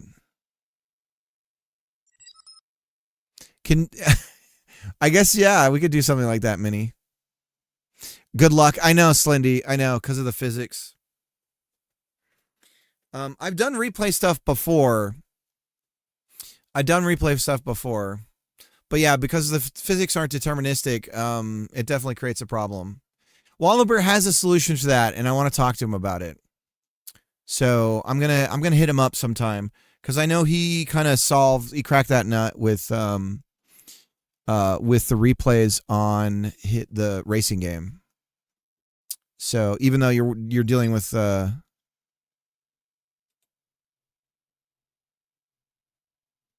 anyways, that's all like pie in the sky, blue ocean stuff, right? The main thing right now is to focus on building the branches and stuff.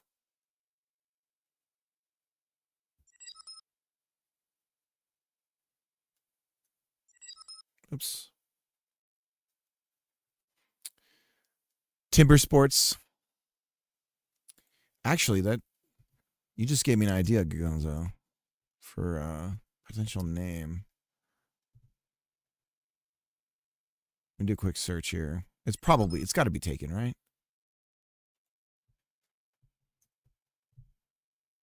Yeah, somebody already took it. It's for the most vanilla thing you could see. That's heartbreaking.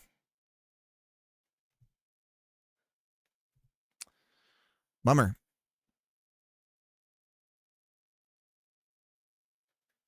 Oh, I'm supposed to pat the Pokemon head.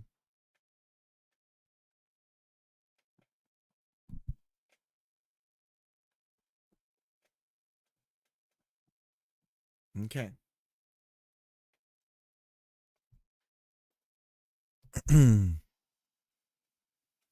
Timber Sports. So it's like an ESPN. That's like an ESPN 8 competitive sport. Those ones where they like cut ropes really fast and everything. Hypnotic was scared I was still streaming from last night. I'm like falling asleep on the stream. Speaking of, I gotta turn my fan on. It's getting warm.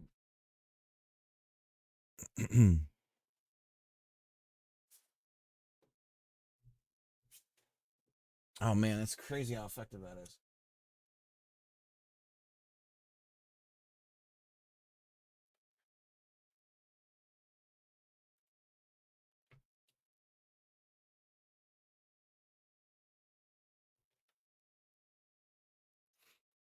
Yeah, so what I'm working on right now is, and you can kind of see this little bug, but I'm working on for a branch, if we scale the piece of lumber that comes off that branch, we automatically scale down every single piece of lumber accordingly from that. So that's what I'm working on right now. So a little bit of recursion going on.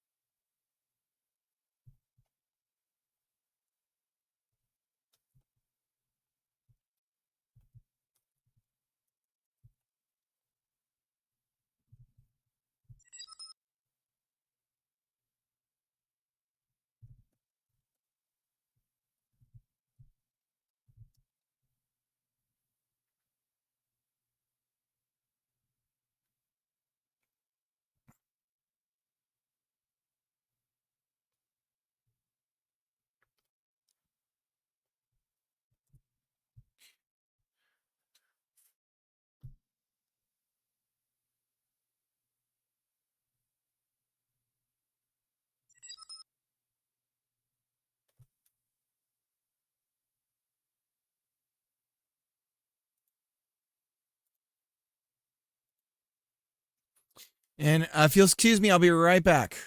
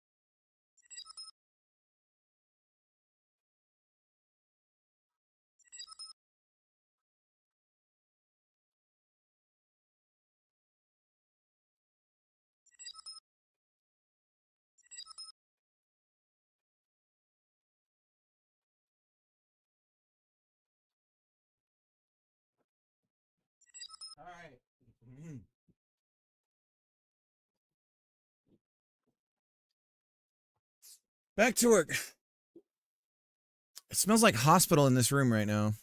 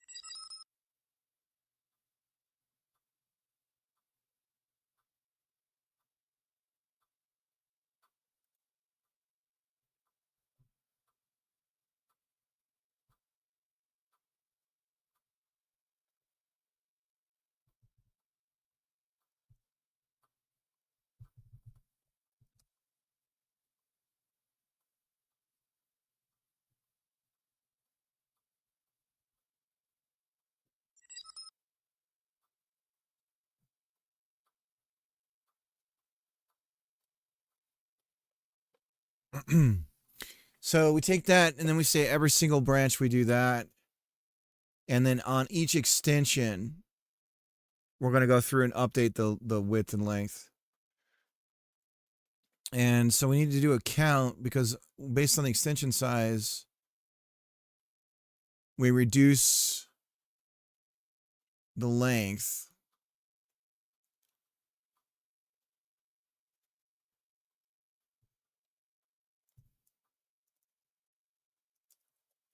So we'll do count instead. We'll use an integer here. Now we know what we are.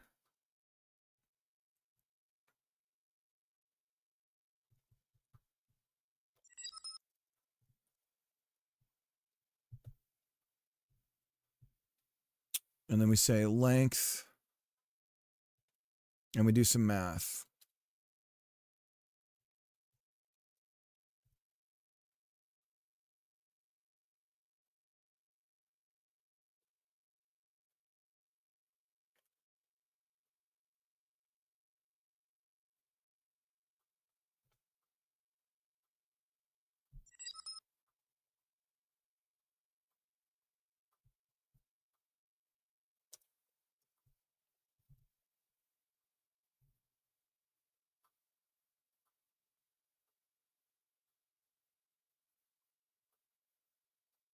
There's an emote off happening in the chat right now.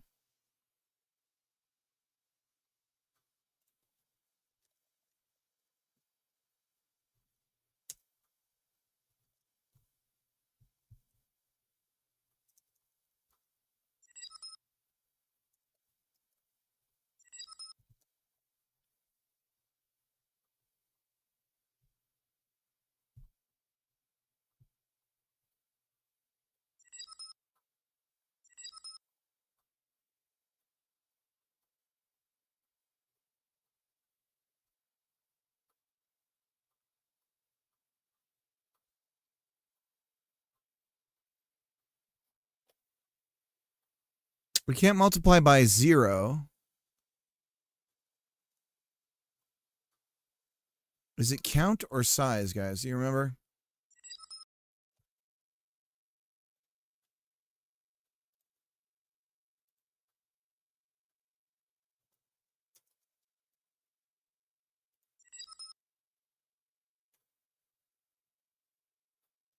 Everyone comes here to get their remotes off. We have to express ourselves.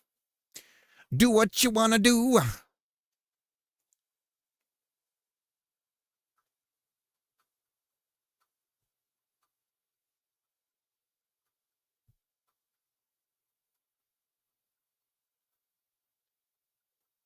I guess we could just store this as a value.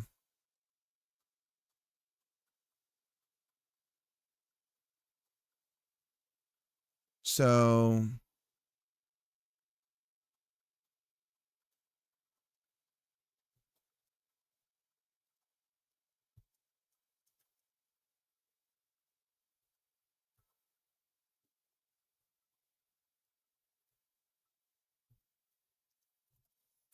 new length equals length.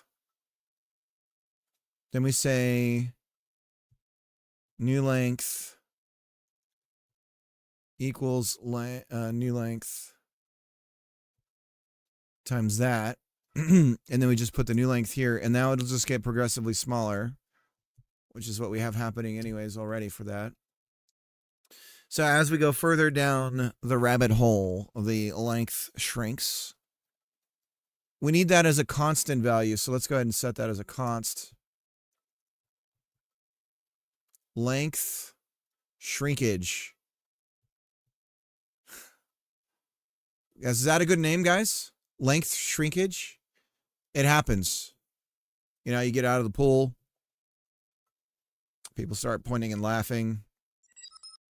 It's cold!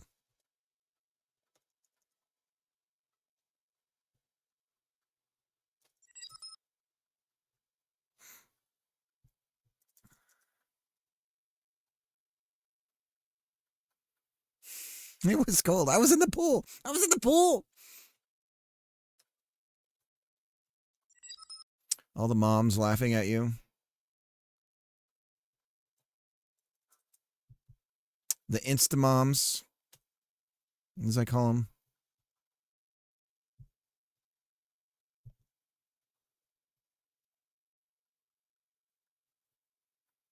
Like a frightened turtle. Man, well, so there's maybe I shouldn't talk about this, but it is it is wild how things can just disappear if it's cold enough. And it's just like, I remember the first time when I was young and that happened, I was just like, oh my God, what happened? And we have to go to the hospital. Something's wrong. I'm gonna, it's like, they're gone. They're gone.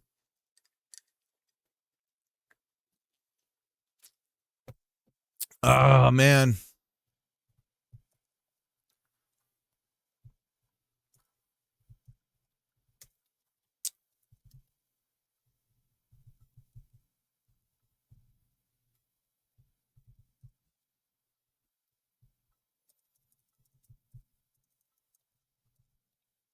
Width shrinkage, lesser known problem. So the one thing I have to be careful about this is that we don't create an infinite loop. And because we're traveling down the tree, we should not create a gateway into infinity.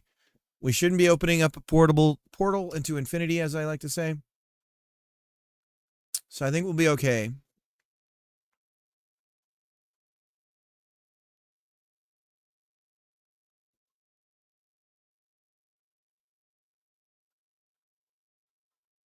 Oh, man, M confirming every guy's worst fear.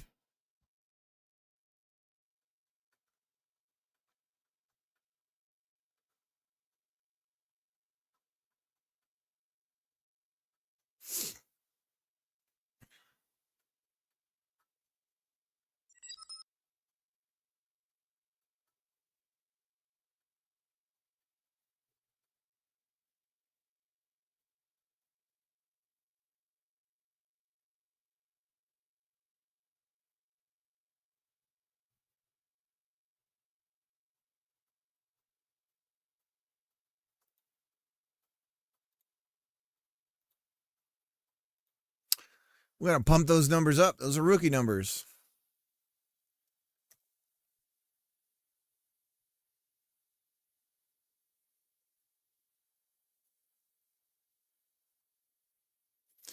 All right, I trust the code. I just don't know what I've gotten wrong, right? You ever feel that way? So we're going to find out. Here's what we're going to do. First thing we're going to do before we get too far into this, we're going to save the tree. I'm going to save a backup of this as tree 5 backup. Pretty wild that we've only had 5 revisions and this is how far we got with our tree tech.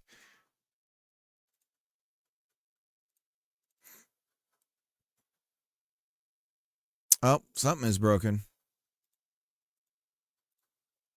So let's go ahead and close and reopen because LSP is constantly breaking on us with Vim right now. What is busted? Here we go. So count is not a thing. It's size. Is it size? What is it? An array, guys? Do you know? Do you know the way to San array? It's size. Size is the answer. Let's close and reopen the tree editor. And we're going to crash. So, say we all. Gadoot is trying to crash. Let's give it a little a helping hand there. Okay, there we go. Man, tool code, man. Can get a little wild. Opening up tree editor, and we're still busted. What do we got? New length is not declared in the current scope. Your mom's not declared in the current scope. And you're right, it's not. Okay, my bad.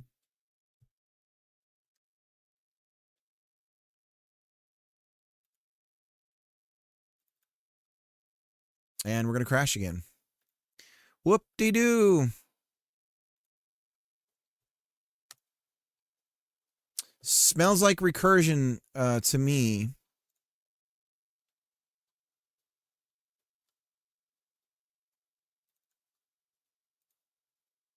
And we're cleared.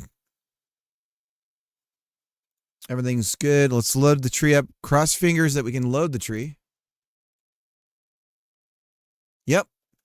All right, let's go down here and look at this. Okay, we still have the gap. So let's select this and try and resize it.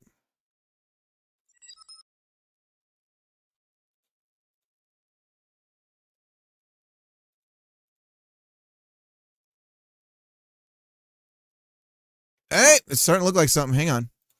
Let's shrink it down. Nope. Lies. Lies. Okay. I mean, everything's moving right, but I don't think we're hitting the recursive elements of this. So let's see. We'll do little print statements for our friends here.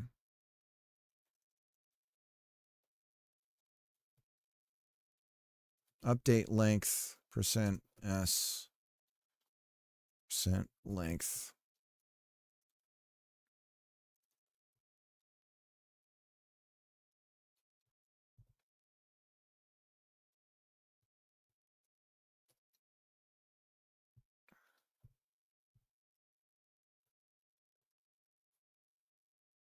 All right, Slindy, have a good one. Like a frightened little turtle. Like a scared little, a wee little, a fearful little turt.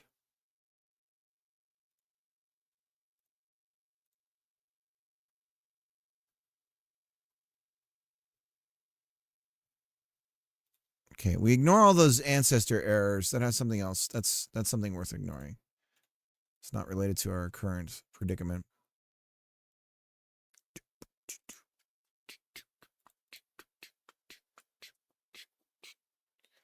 Okay, so we are not firing these functions. How funky is your monkey?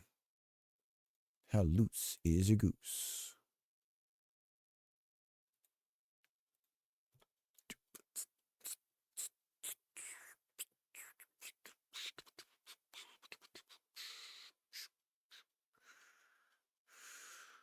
Prince T-Bug. Update me, daddy. Okay, let's see if that's happening. Now, is it possible? Is it possible?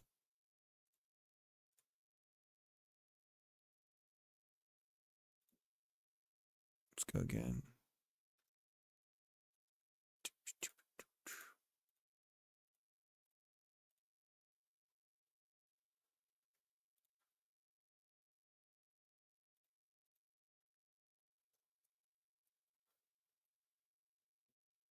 Nothing.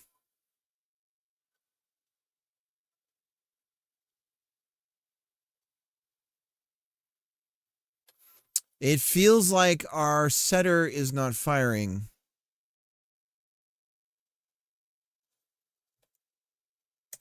Put update me daddy right here instead.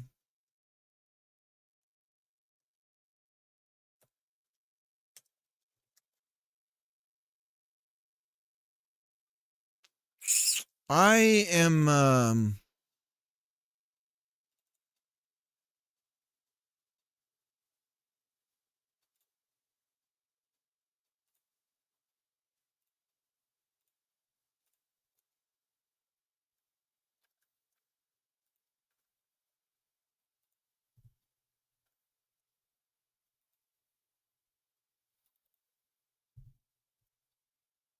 so update me daddy is firing there. We should have an array of, oh, we don't have any branches. I think I know the issue. So we have no direct descendants off of this. So we go and there's no branches to iterate on, but nothing about this then is telling us to continue down the chain of extensions. So we do need to register for when the length changes from the extension. So we are a branch for branches, but our self. But this is not, this update is coming from Lumber. I hate inheritance. This is why I don't do this shit. I hate this stuff. You embrace it once and you hate life, man. This slows all development down. Sometimes it's nice, but every time I'm like, oh, this is a job for inheritance. I'm like, what was I thinking? Fool. Moron. Every problem I've had developing this has to do with that. Okay. All I'm doing, it's just, you're just fighting. It's like swimming upstream, man. You still get there, but it takes way longer.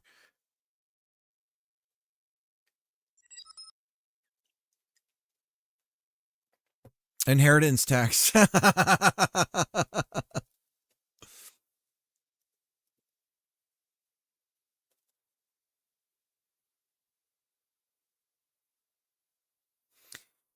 Okay, so here's what's going on. Length, resource, branch inherits lumber. Lumber is every single thing on the tree, right? But these little guys that come off the ends of anything else are branches. So you can have a branch off of a branch, and you can have a branch off of an extension, as we're calling it. But both are technically lumber, but only a few are the branches. Right here, this is a branch, okay? So our code right now says, hey, if you're updating the width or the length of this particular thing for all corresponding branches off of this one, tell them to change their size accordingly. What's not happening because the width and the length setters are on lumber, not anything else, is that the branch has extensions. So what we have to do is we have to notify the branch that the length has been changed, and then the branch can go, oh, okay, now do all the extensions too, brah. So that's what we have to do now. So we're gonna go. Nobody says bra anymore. The way that people say bro now is the way that people used to say bra. Because bro generally is like a derisive. It can be derisive now, but bra was always the way of being derisive. It was a derisive way of saying bro. At least in my experience, in my younger days, when I had no gray hair and no widow's peak, there was a time.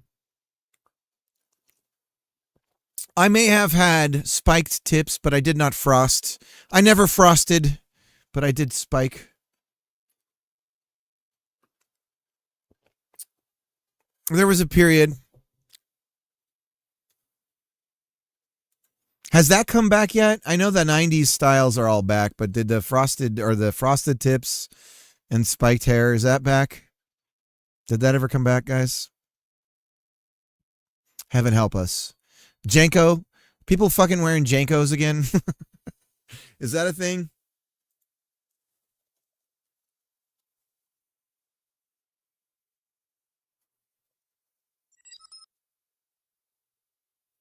What the heck is even frosted tips? Oh, to be young and naive. No, it's probably a good thing you don't know. People used to spike their hair. They would like gel their hair. Boys would do this. They'd have short hair. It was like, it wasn't punk. And then they would spike their hair out, and then the tips of the spikes would be frosted, like blonde tips.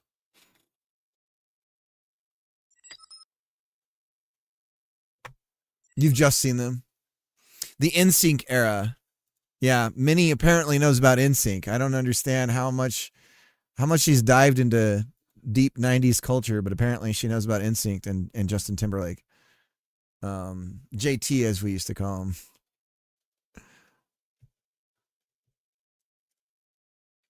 Yeah, here we go.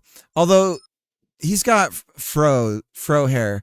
This is more Guy Fieri.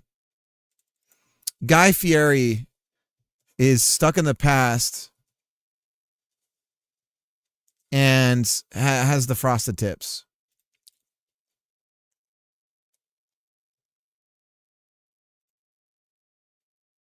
This was the thing.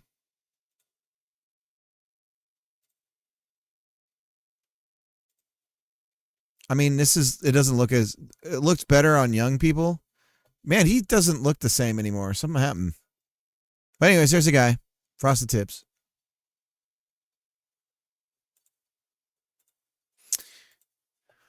Did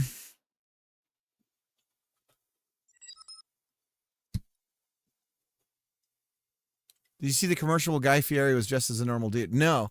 Have you seen the video of Guy Fieri eating food in slow motion to the cover of Hurt by hang on, let me find it.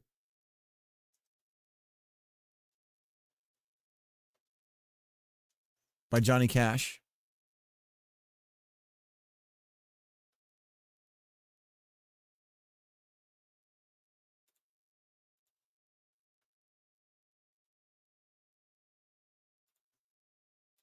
Here we go. We'll enjoy this for a brief moment.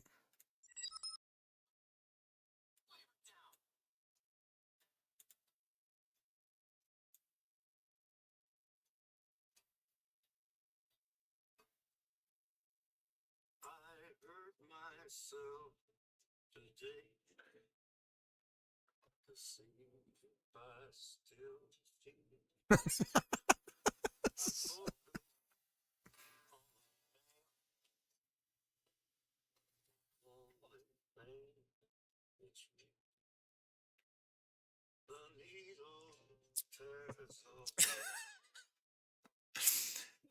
Anyways, this is art here, guys.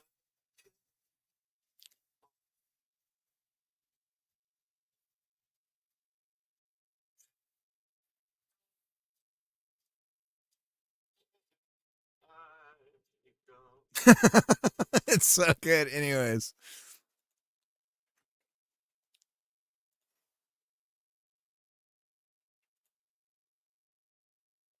Oh my God. Guy Fieri looks like he's about to ask you for his vote. Or he's going to be really upset with his daughter. Her bikini is too revealing. Or he doesn't like her prom dress or something. What is going on?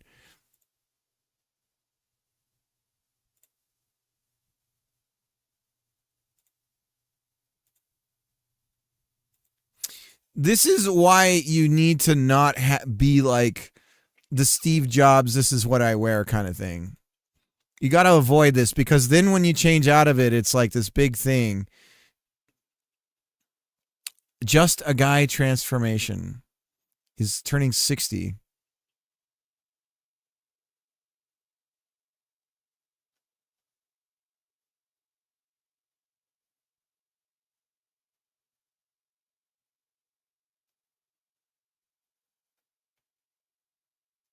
Weird.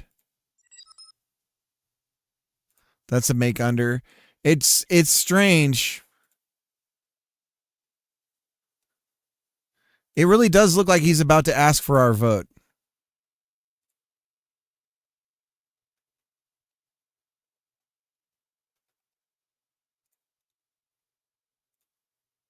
Here's Guy's new look. This looks like an AI generated. I got to be honest with you.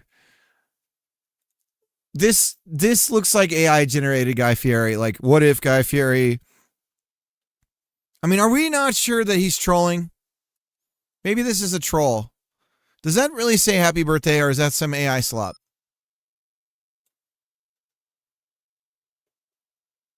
It looks AI generated. Oh, and it's a joke. I mean, these are People article about it, so maybe they got trolled.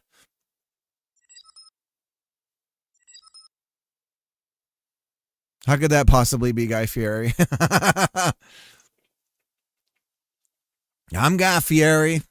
I'm running for senator of Illinois. In the Southern District, I hope I get your vote. Bam! He doesn't say bam. What does he say? What does Guy Fieri say? Does he have a thing that he says? He says something. What's the thing he says? Flavortown? Welcome to Flavortown.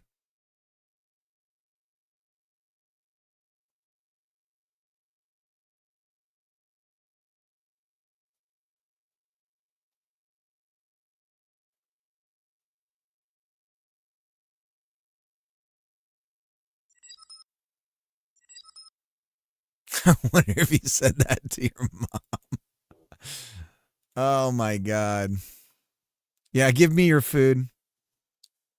I'm once again asking for your food this November.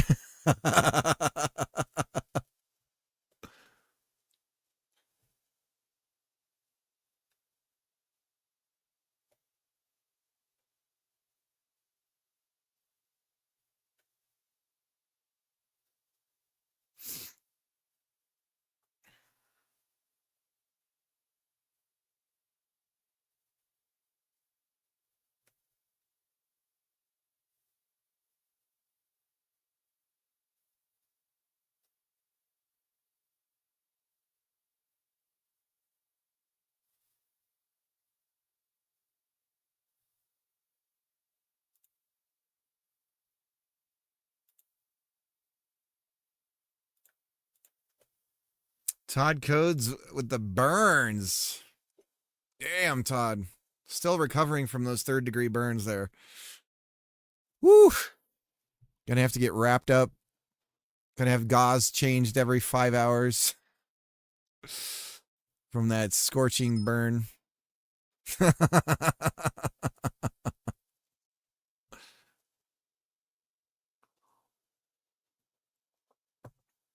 Now, when does when we load on, so resources only have initializers. They do not have a ready. They don't have a ready because they are not nodes, right? So there's no ready on a resource. Resources are ref counted and everything, so it's not like a node.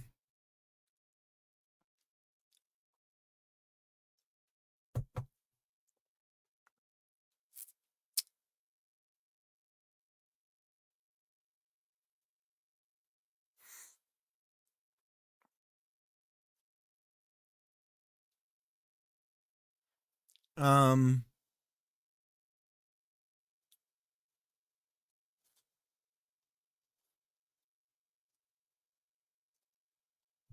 Here's what I want to do.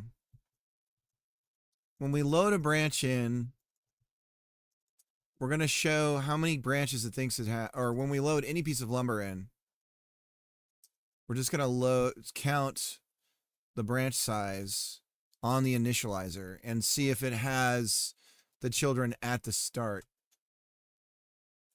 Because if that's the case, then we can register for a signal on the length change elsewhere. Let's see.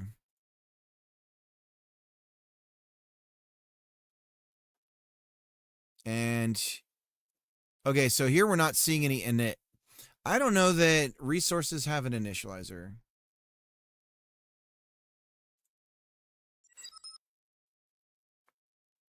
It comes from object. Object has init, right? Yeah.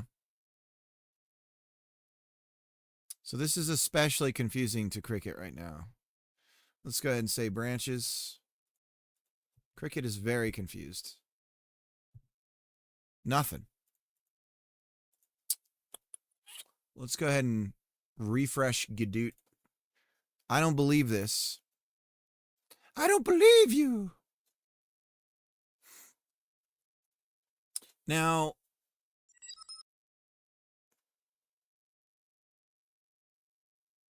no, it's still on my list. Let me take care of that right now. I still have it on the list. I'll show you. I'll show it. I'll prove that I still have it. I just haven't done it yet. It's right there. I got to do it. I haven't checked it off yet, though.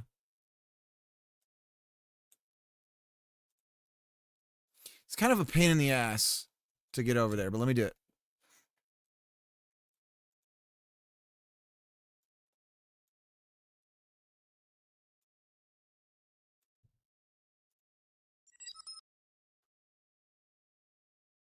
Edit panels.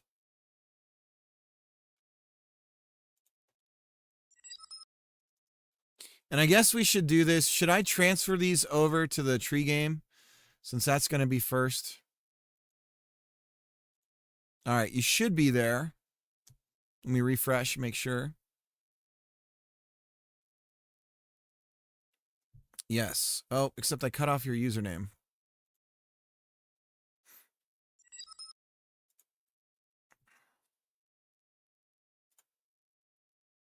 There we go.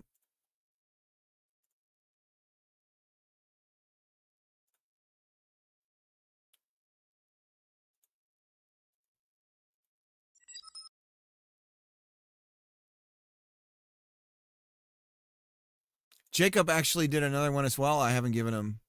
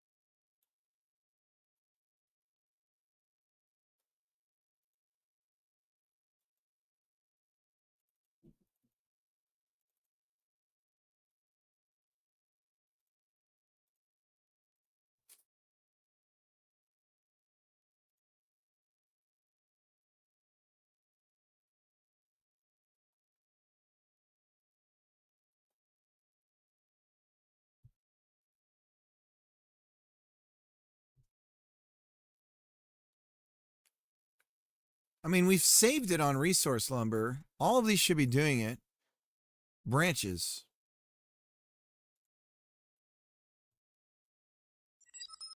There we go. So they don't show it on initialization. So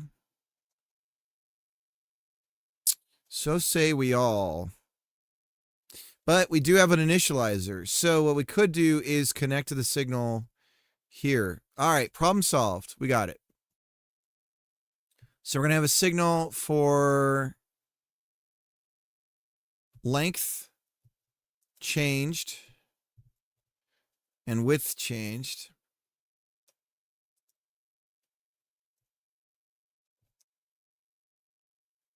And we are going to connect to said signal on the branch. So then we say length changed,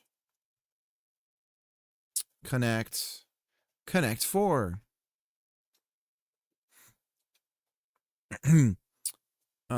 I guess we have update length, so we could just, that's the length we came from.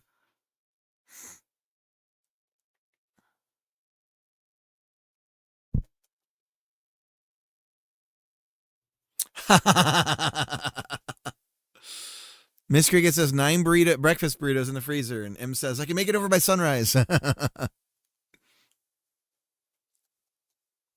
I don't even know where in the world M is.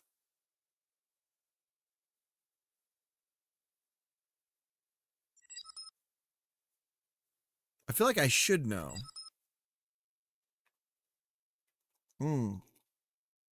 VA.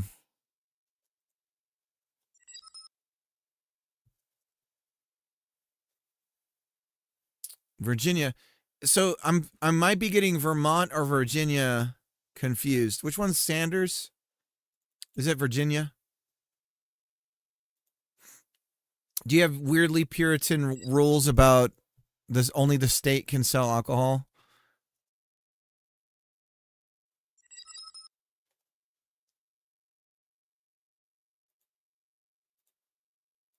Wait, VA.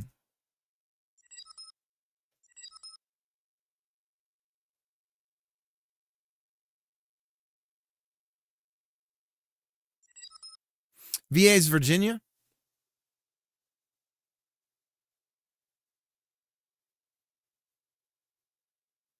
Vermont? It's Virginia, right?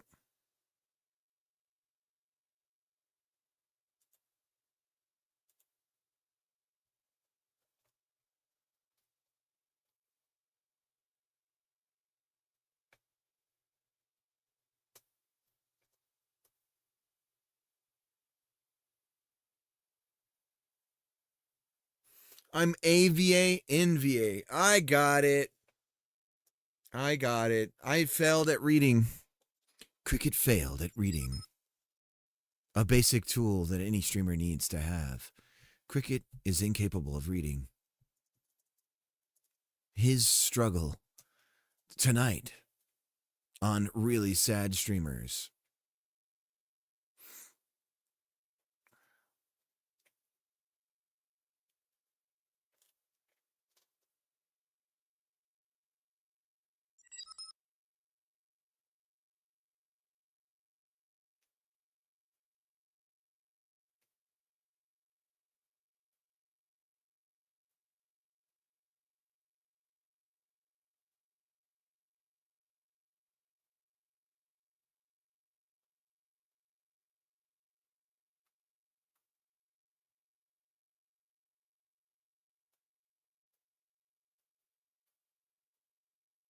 So that's for the, but this is for ourselves.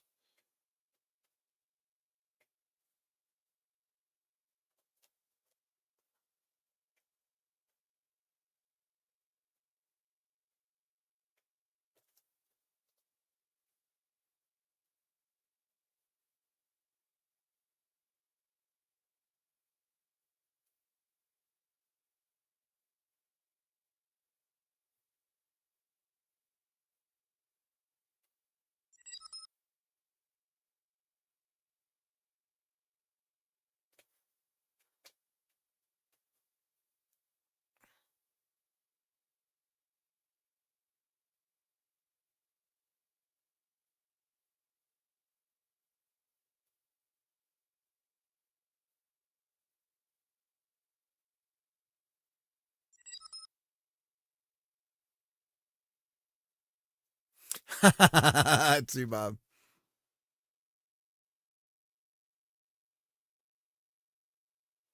We need to go do some practice sound pouches. Oh, Miss Cricket's insulting my, I was doing it to myself, though.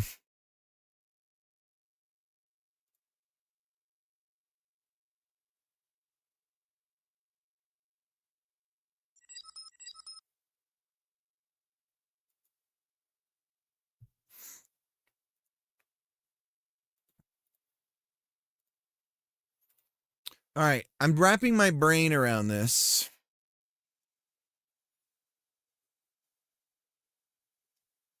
Those are for the neighboring branches. If we do a length changed and we just call update length, this might work. Let's see.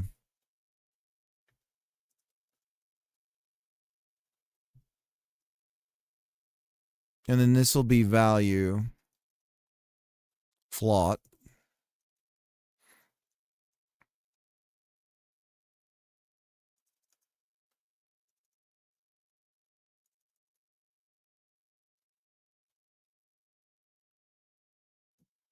This is jank.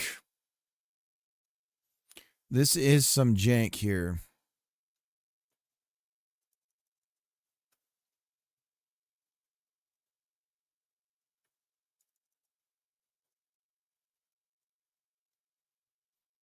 Length changed emit and width changed emit.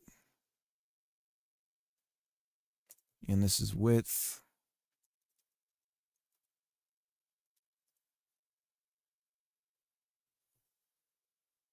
And then update me, daddy. We know that's calling.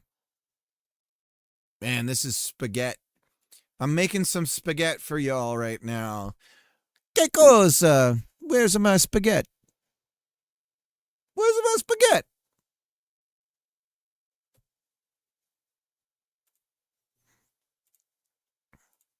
Shout out to Irad.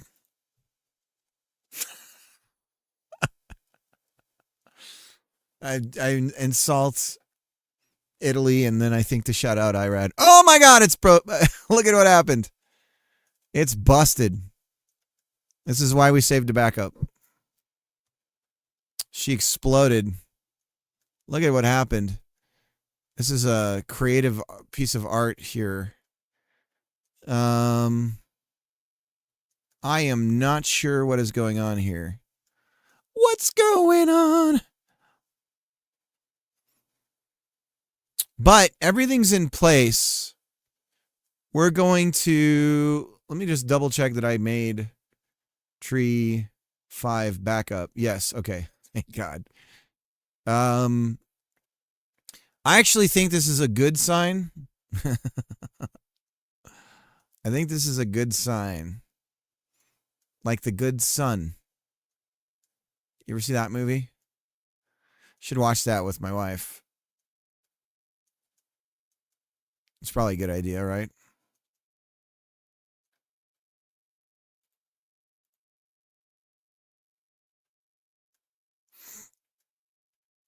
All right, let's think about this a little bit more deeply. It's happening on anything that is an extension. From an extension, then the badness happens. So why? Tell me why. So update length is probably firing then, right?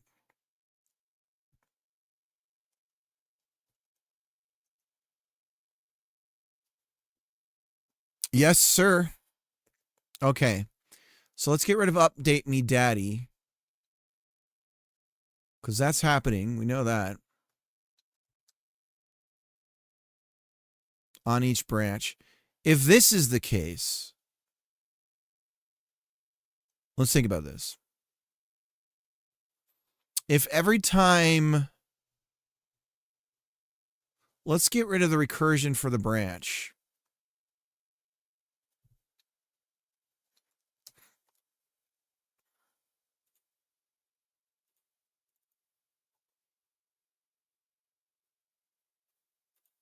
Huh? Red, how's it going?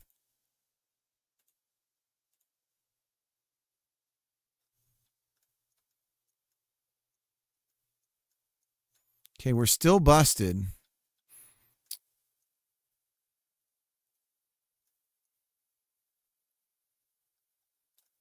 And our core is okay.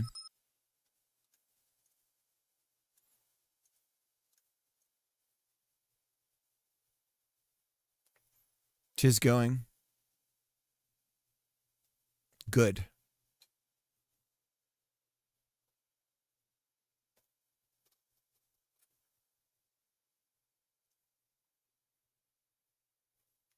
Oh, you know the one thing we're not doing is we're not calling a refresh. So we need to emit a change after we do this. That'll force an update.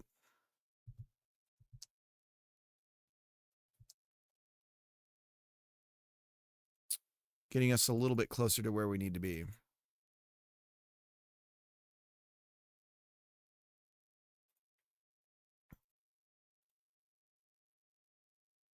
Oh, that's a good sign.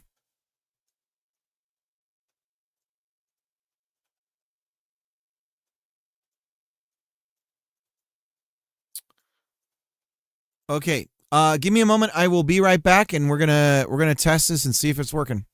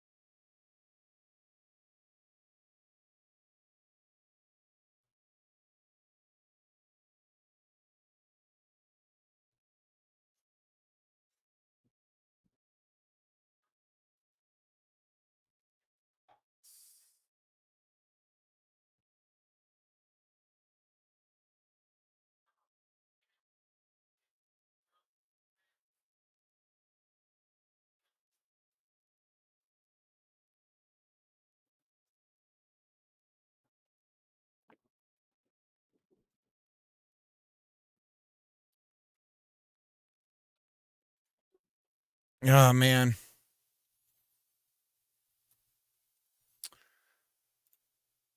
I have got a sick little tummy. Funny to make that IBS joke in my Go Live, and dear God, that's what it feels like right now for me. All right, Go's hanging. She's hanging on by a thread. Uh-oh. Is the stream busted? No way. Goodbye, everybody. Goodbye. Are we still streaming? Am I still going? Is this okay? I think it's jacked up. Hello, stream. Oh, dear God. Something's going on with the machine. I might have to reboot.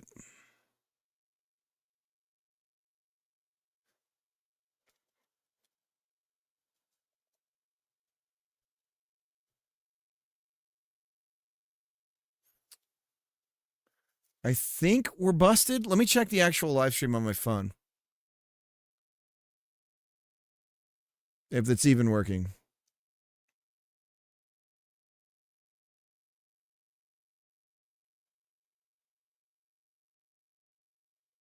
Yeah, it's working for you guys, I think. For me, something is wrong. Let me see if I can get the CPU graph going here. Something's all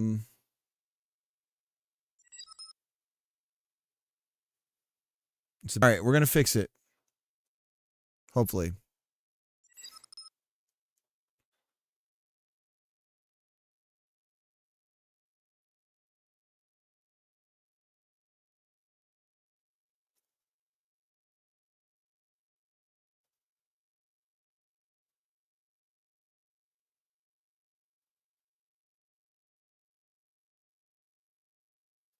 Stuttering a tad.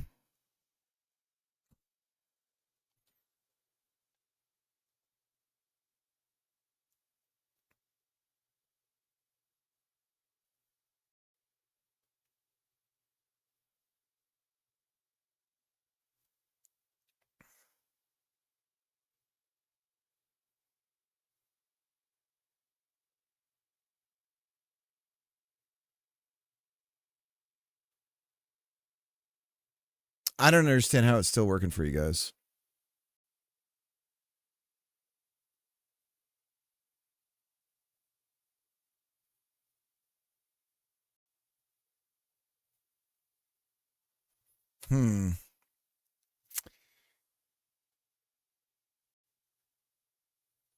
Mouse ain't moving.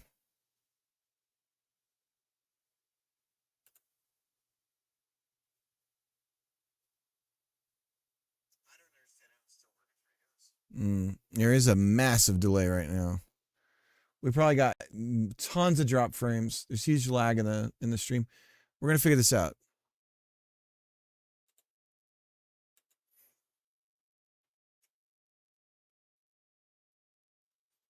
So long as the stream is still going, though, I'm gonna fight to keep it hanging. It's hanging on for dear life. Dude, this is screensaver updated Omarchi and all my settings got wiped.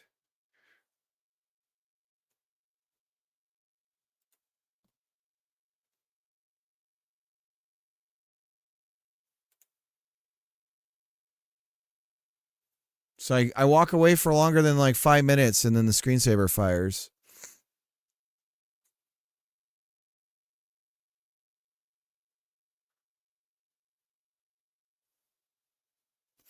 I guess I should do some, if I do PS and I grep. Top, is that the command? So do you want to remember? Is it top?